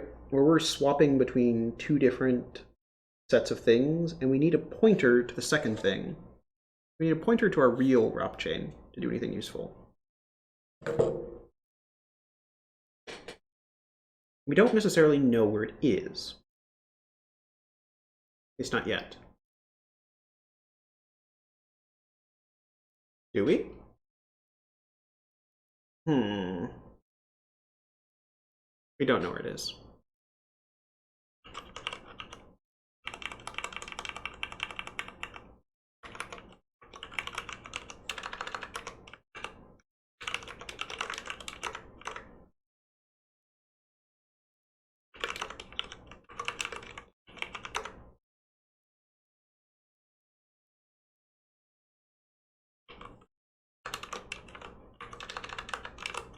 Like, that definitely looks like a wrap chain. In fact, it looks exactly like a wrap chain, which is good for us. Now what? So close. We're so close. And that we have the sets of gadgets we need. We just need to make everything line up in a way that actually works.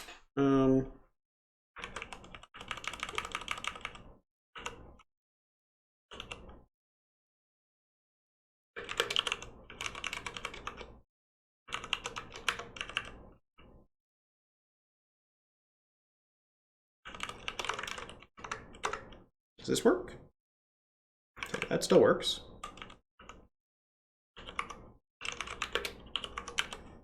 into dot ctypes dot data.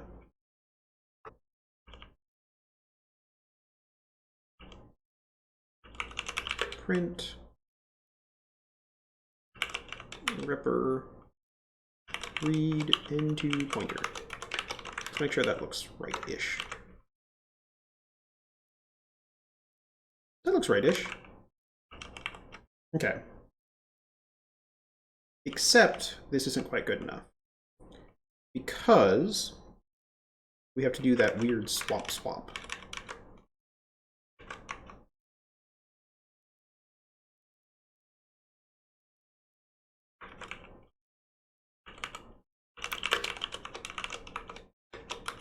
How long is this? Can we get away with not caring about that? It makes it a little bit shorter. 98 hex bytes, so no, we definitely do need to care about that. Because we're bashing whatever's at 5D, we do need to care a little bit. So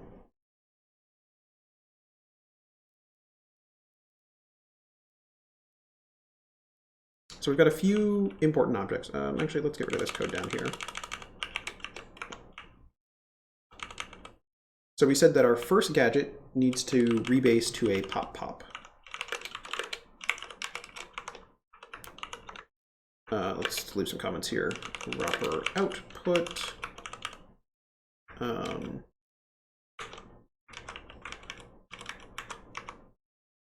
Four. We want to search for a pop something ret. And so we can use this OX505BE.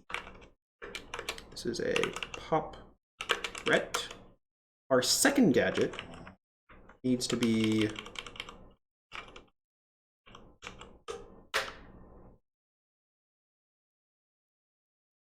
no, it needs to be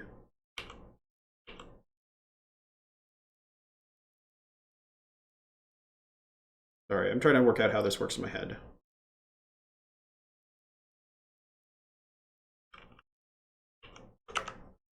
This. Our second gadget needs to be where is it?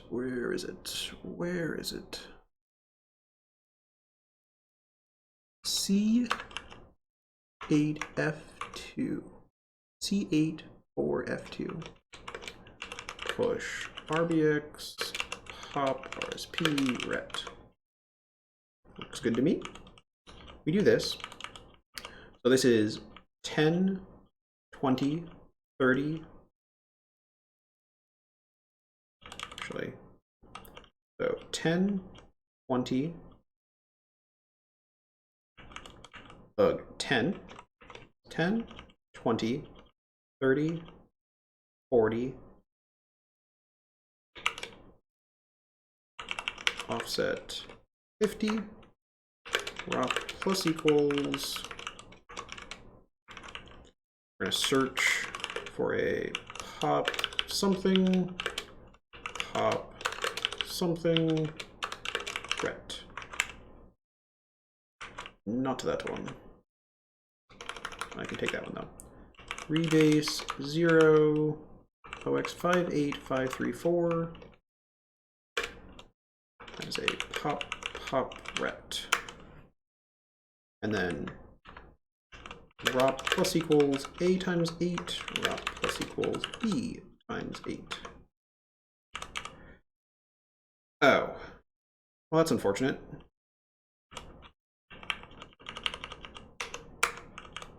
We need to slide a little bit more. Good thing I checked that out. So the pop RSI is happening there, so we actually need a triple pop. There we go. That is easy enough. We change this to 58531. So it's a pop ret. There we go.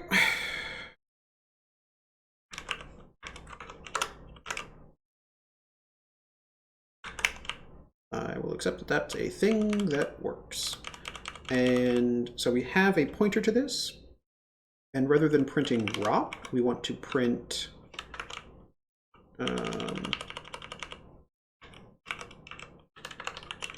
crash stir.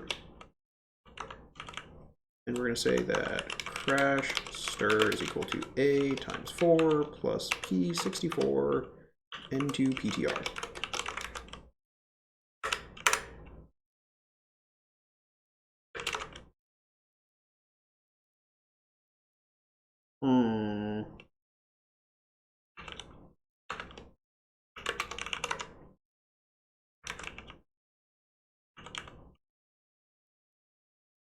Oh, right.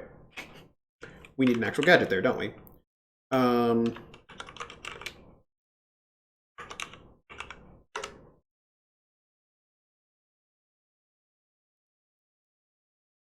N24. Right, and let's back that up by things that actually make sense. Oh, it's at 28, which is what we wanted. So instead of A's there, we want to do a P64. I'm sorry, we want a rebase 0, OX1C7792. Really, it matters which of those two we use.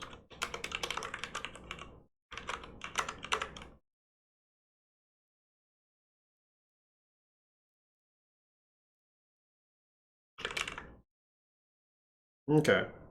I get some progress here. Hex P. Okay. First gauge is equal to that.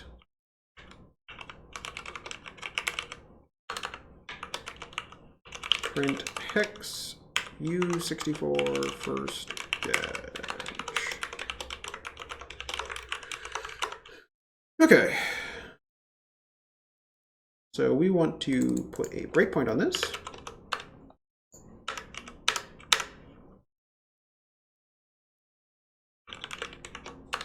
We want to do a disp/I rip.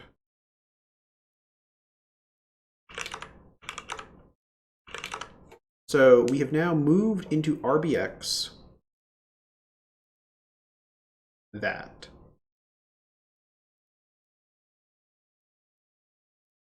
So x/20gx $RBX. That definitely looks like a ROP chain to me. Looks like the right ROP chain. So we're now going to call into it, which is the push RBX XOR, which we're fine with. We roll, we then pop RSP, we ret. This is the pop RSI ret gadget. We're now going to, so at this point we are now in the, what I'm looking for. This is in the auto-generated Ropper stuff, where we are right now. We pop R11, we ret. So at this point, R11 should be /binsh. Yep. We're going to pop RSI and ret. And so RSI should point at some writable section.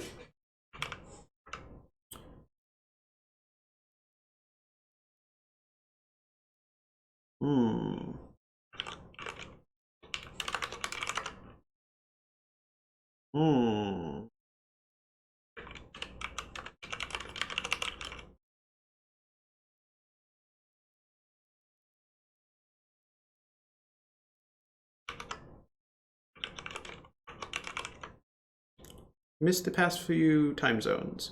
So Philip, where we are right now is we have a well, so there are two functions in the numpy arrays.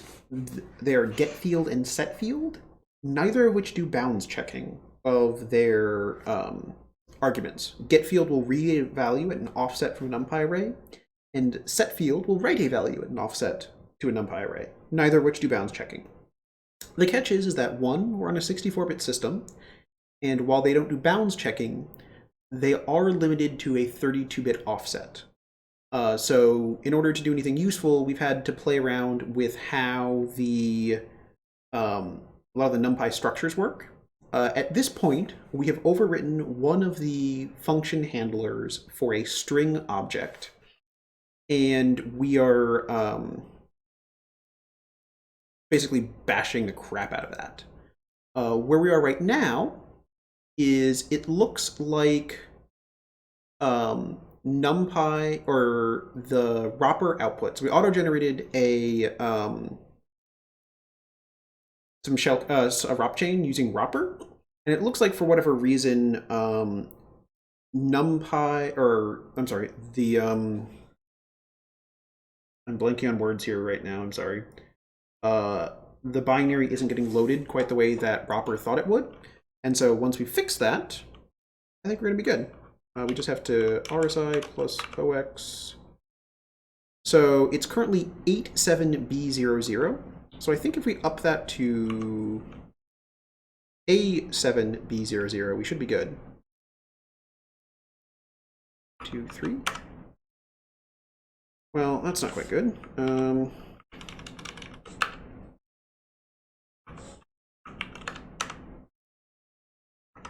Yeah, I'm okay with bashing whatever the crap this is.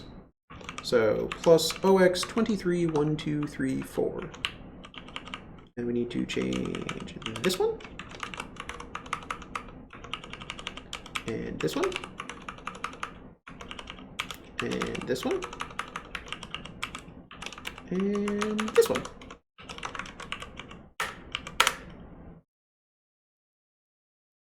Maybe we just get lucky here. Huh. That totally just worked. So disable 9, disable 6, run it again.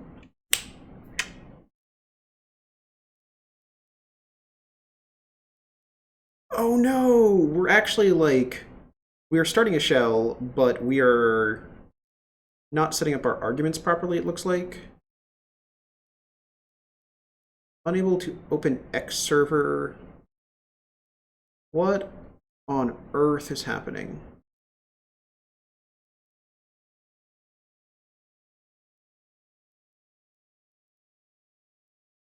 Okay. %s OX23 OX25 1, 2, 3.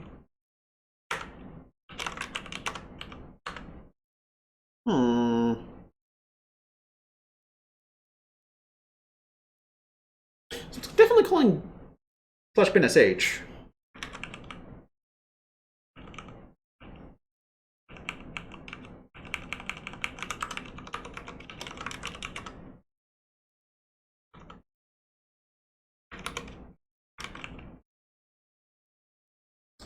Yeah, my guess is that this is some weird environment thing. At least that's kind of what I'm hoping is happening.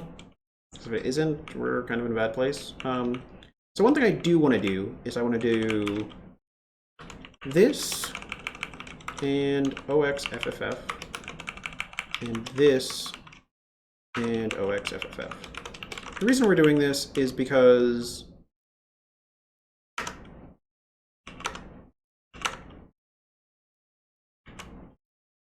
yeah, I am screwing everything with Python.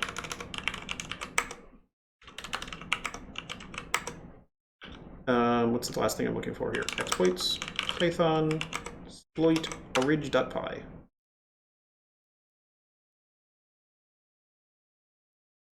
What the crap is going on? I thought we fixed this.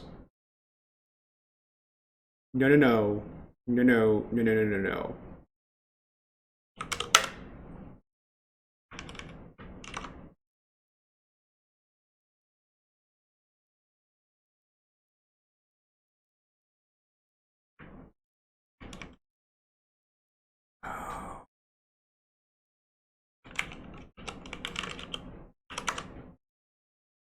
So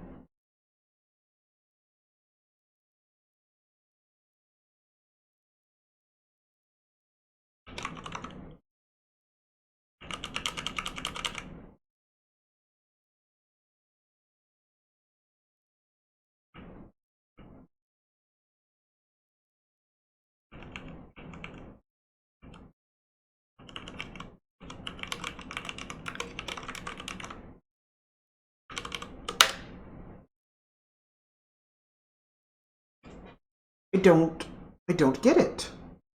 I do not get it.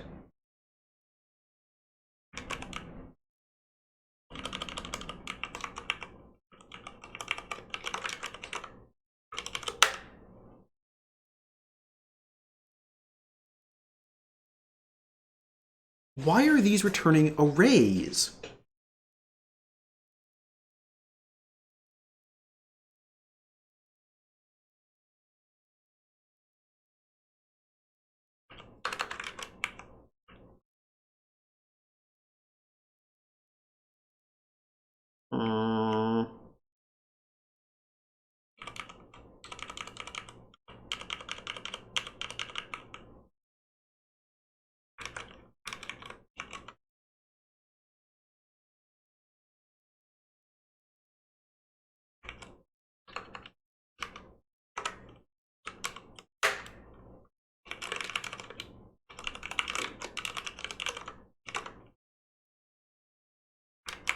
Swear to God.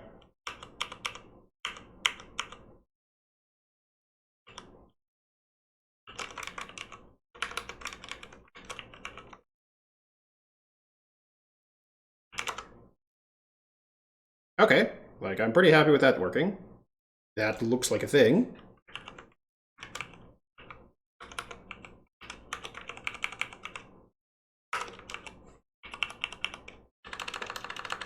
Actually, print xi.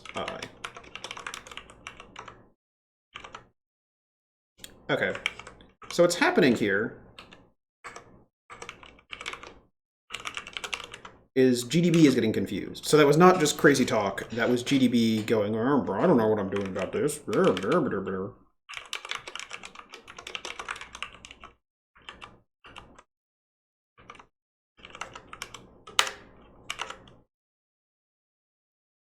Okay, 7EF5.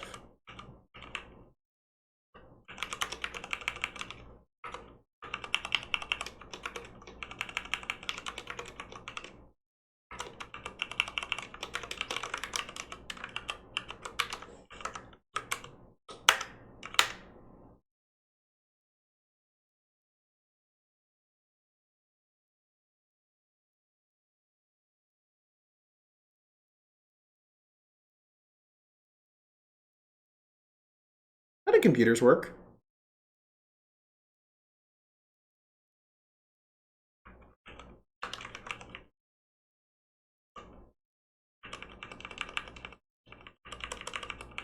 So clearly the problem is that when I try and add this in, we just go, I don't know.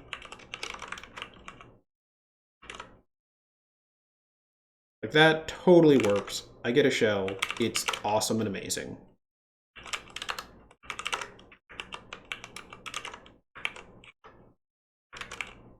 But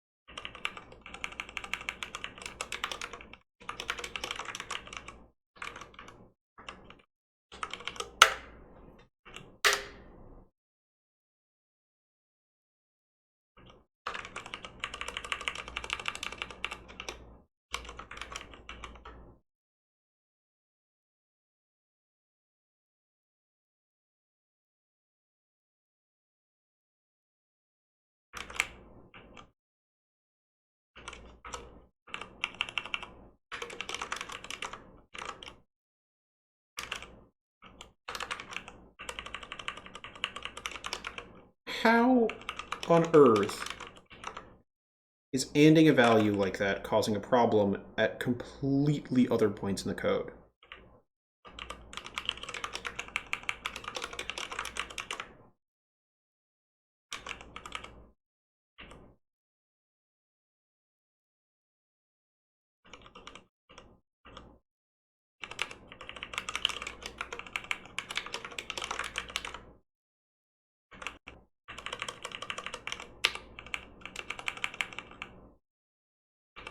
Seriously, like what craziness am I doing here that is causing this?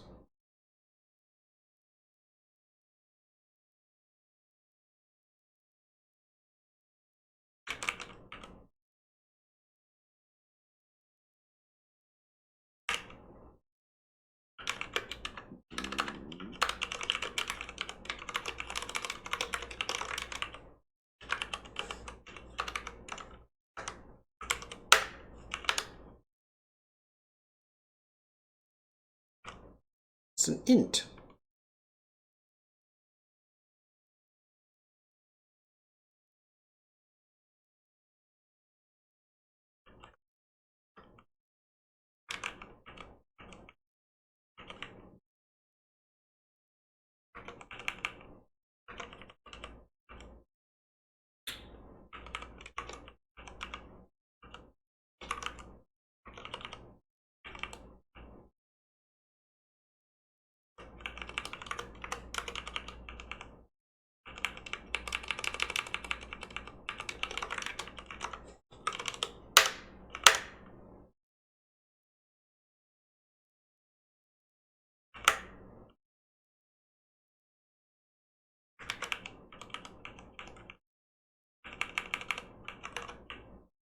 Oops.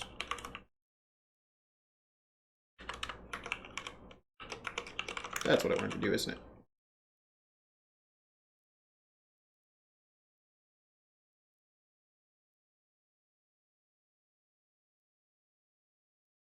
Isn't it?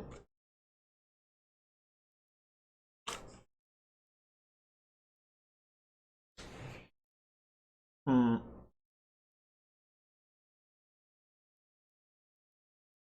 Hmm. Do I not know how computers work?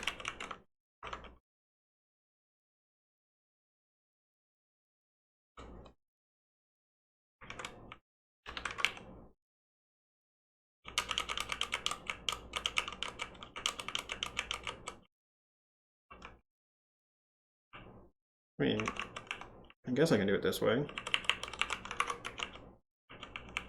I don't know what this value was.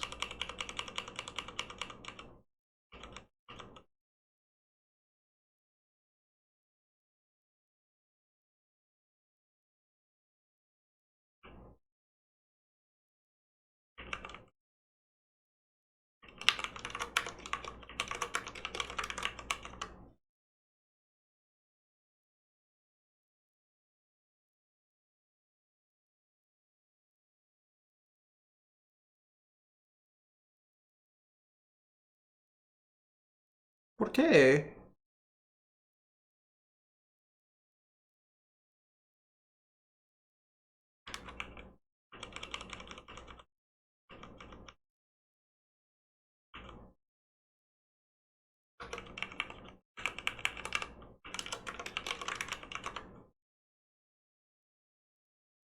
Like it was going to EF5, right?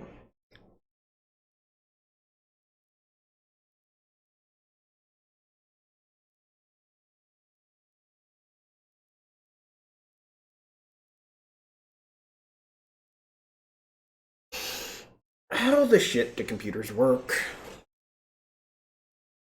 So, like, the problem we're running into right now is basically an ASLR problem. That, well, so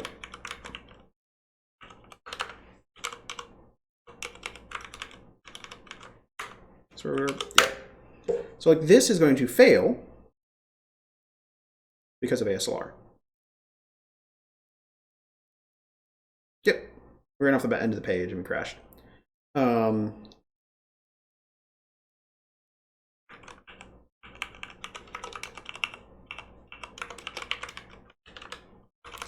Stop that.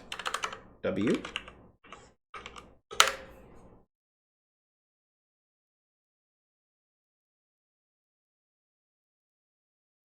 Wait, what did that work?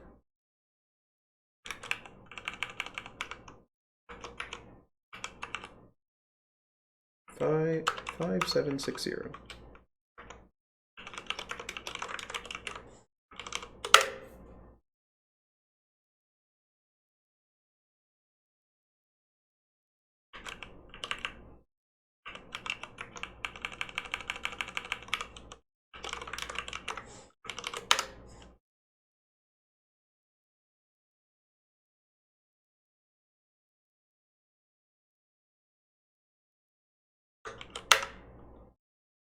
I think this is one of those, this will work 1 in 8 tries, something like that.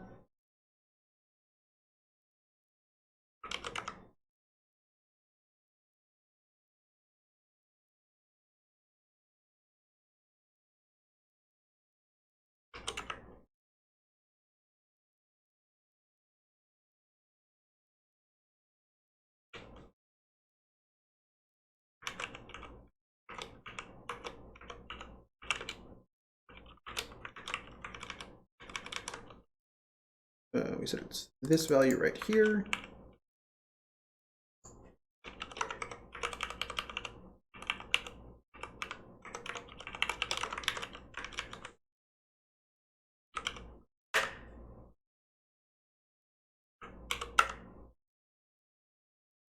Okay, so the low 3 bits are, or the low, yeah.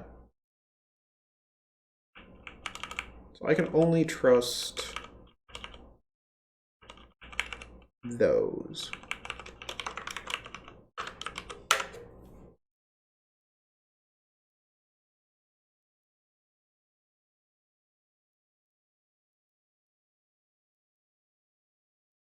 So I really don't like the fact that we're currently running into problems with ASLR. In that we don't have a real leak. Well, we have a leak, but we don't have what I want. So, I mean, we can just do this, and it's going to work.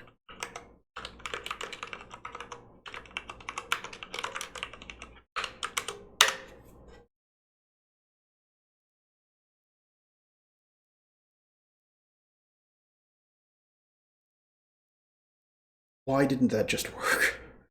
What is going on with our script?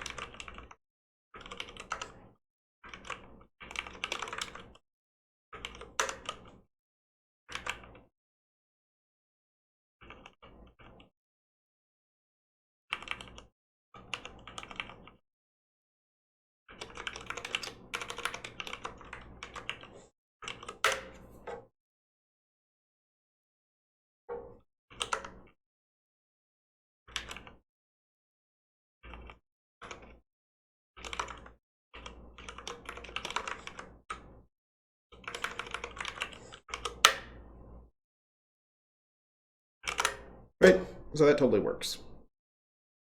What I don't like about this is that I am hard coding an offset on the heap. So I am hard coding, you're going to walk back this many things in the heap and use it. Which isn't quite where I want to be. I would definitely prefer to do heuristics to find this. Which we took. Oh, I am wrong. That's why we're failing. That's interesting.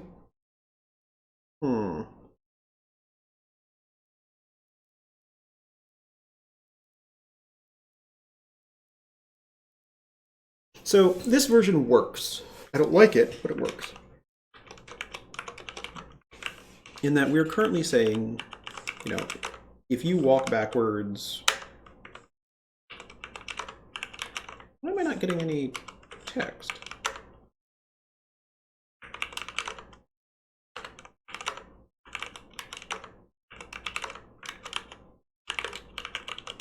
cd projects python exploit python exploit orig.py. And it pops a shell.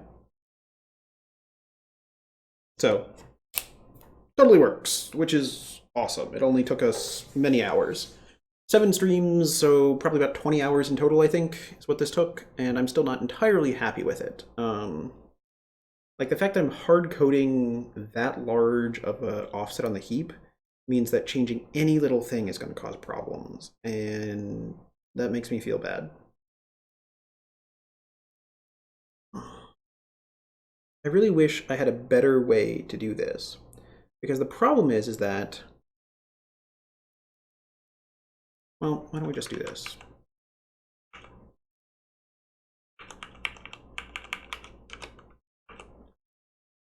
If I is greater than OX 7000 and this is equal to that.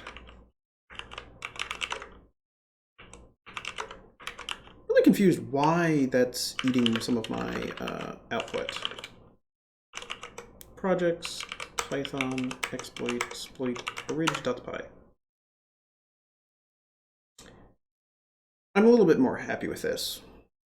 So, as you can see here, we're hard coding that the offset needs to be high and that we match these low bits. I'm not entirely pleased with this, but it kind of works. How many bits is it that I'm supposed to be able to use here? 24 bits is how many I'm supposed to be able to use, right?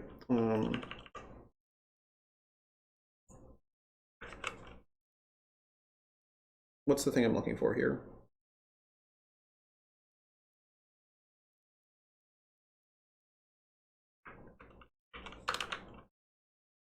So,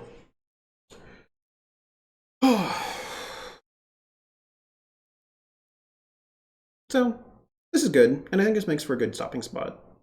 So at this point, we now have a working exploit. It's going to be fragile. There's a lot of things that if we change it, it's going to break.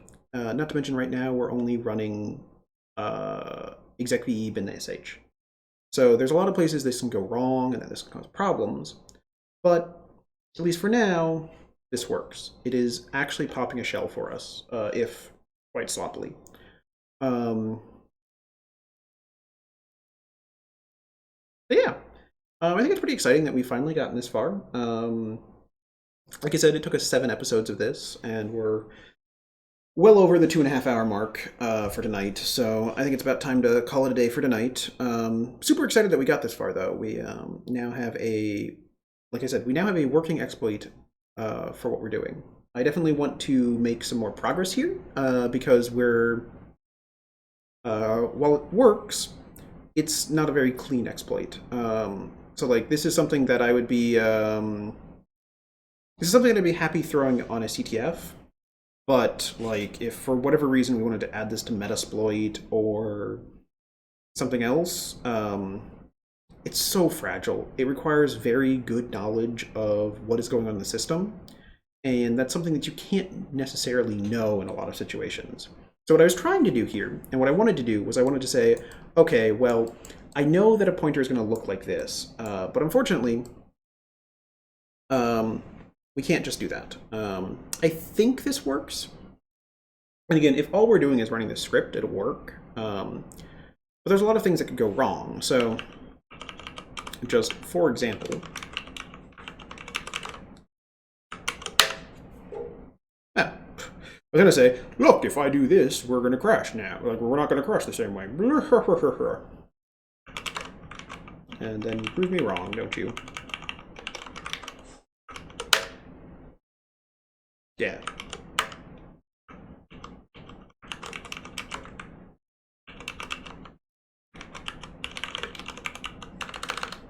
Projects, Python, exploit orig.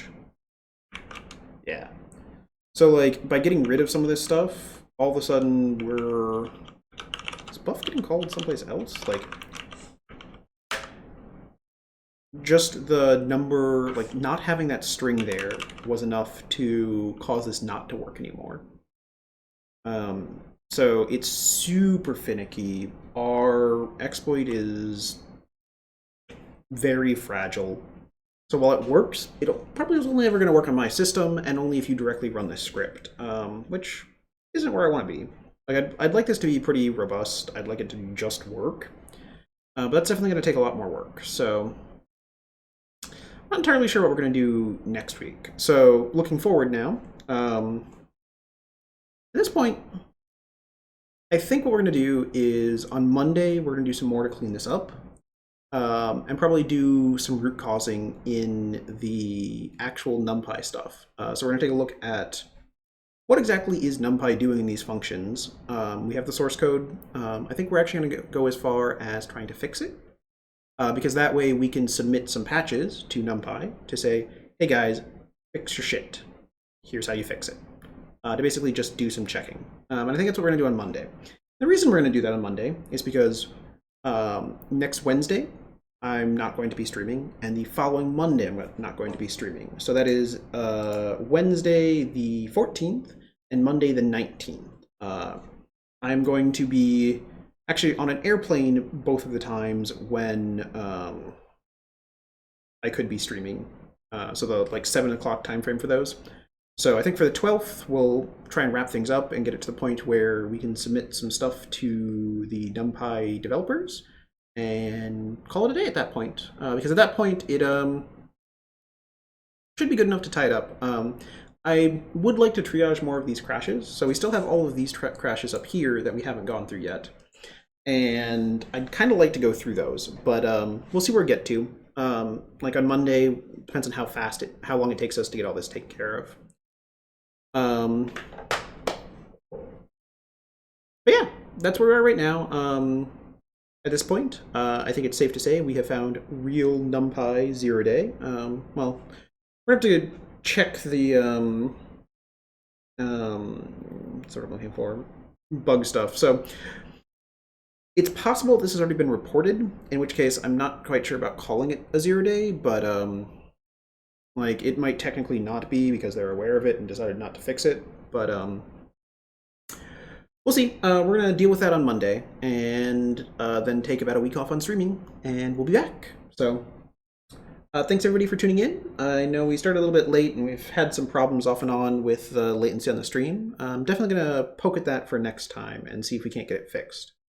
I'm also hoping that next Monday that I'm going to have some changes to the environment I have here, the physical environment, which should make streaming a little bit easier. Hopefully a little bit less background noise, to be better all around. So in case, I'm looking forward to seeing everybody next week on Monday, and have a good time. Oh, and before we get off real quick, one thing to remind people about is that Labyrinth starts this weekend. So this is a individual event run by Palo Alto Networks. It starts, I believe, Friday night, my time, and it runs for a month and a half. The idea is that you go through, you do these challenges on your own. They've got some cash prizes out there for the first people to finish their tracks, which are different categories of challenges. And they also have prizes they're going to hand out for people who finish all the tracks. I know last year they ended up handing out challenge coins for it, in addition to the cash prizes. So if that is something that you feel you would like to do, I definitely recommend it. One thing that I'm planning on doing for it is, I've got about a month and a half to do it in. My plan is to try and record all of it. So I'm not going to post the recordings until after the competition has ended, which I believe is July 23rd. But I'm going to record them with the idea that after it's all over, I'm going to cut them all together and put them up on the stream and just let it run through. Probably let it run straight through 1 or 2 times. I'll probably do that right after DEF CON. So that's my plan for that. I would recommend that other people do that too.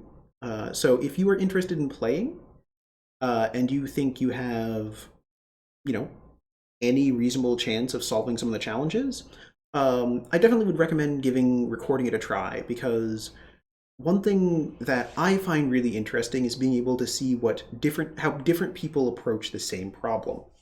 So seeing how I approach it is one thing. Seeing how me and 5 other people approach it, that's a lot more interesting. It tells people a lot more about the different ways to go about doing things, and I think all around more people learn more.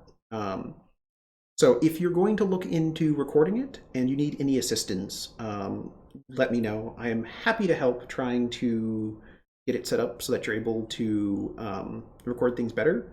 And if you want to, at the end of it, we can try and arrange something so that all of us are going to kind of do side-by-side streams of it. But yeah, that's all that's coming up in the near future. So I will see everybody on Monday, and thanks everybody for tuning in. Bye.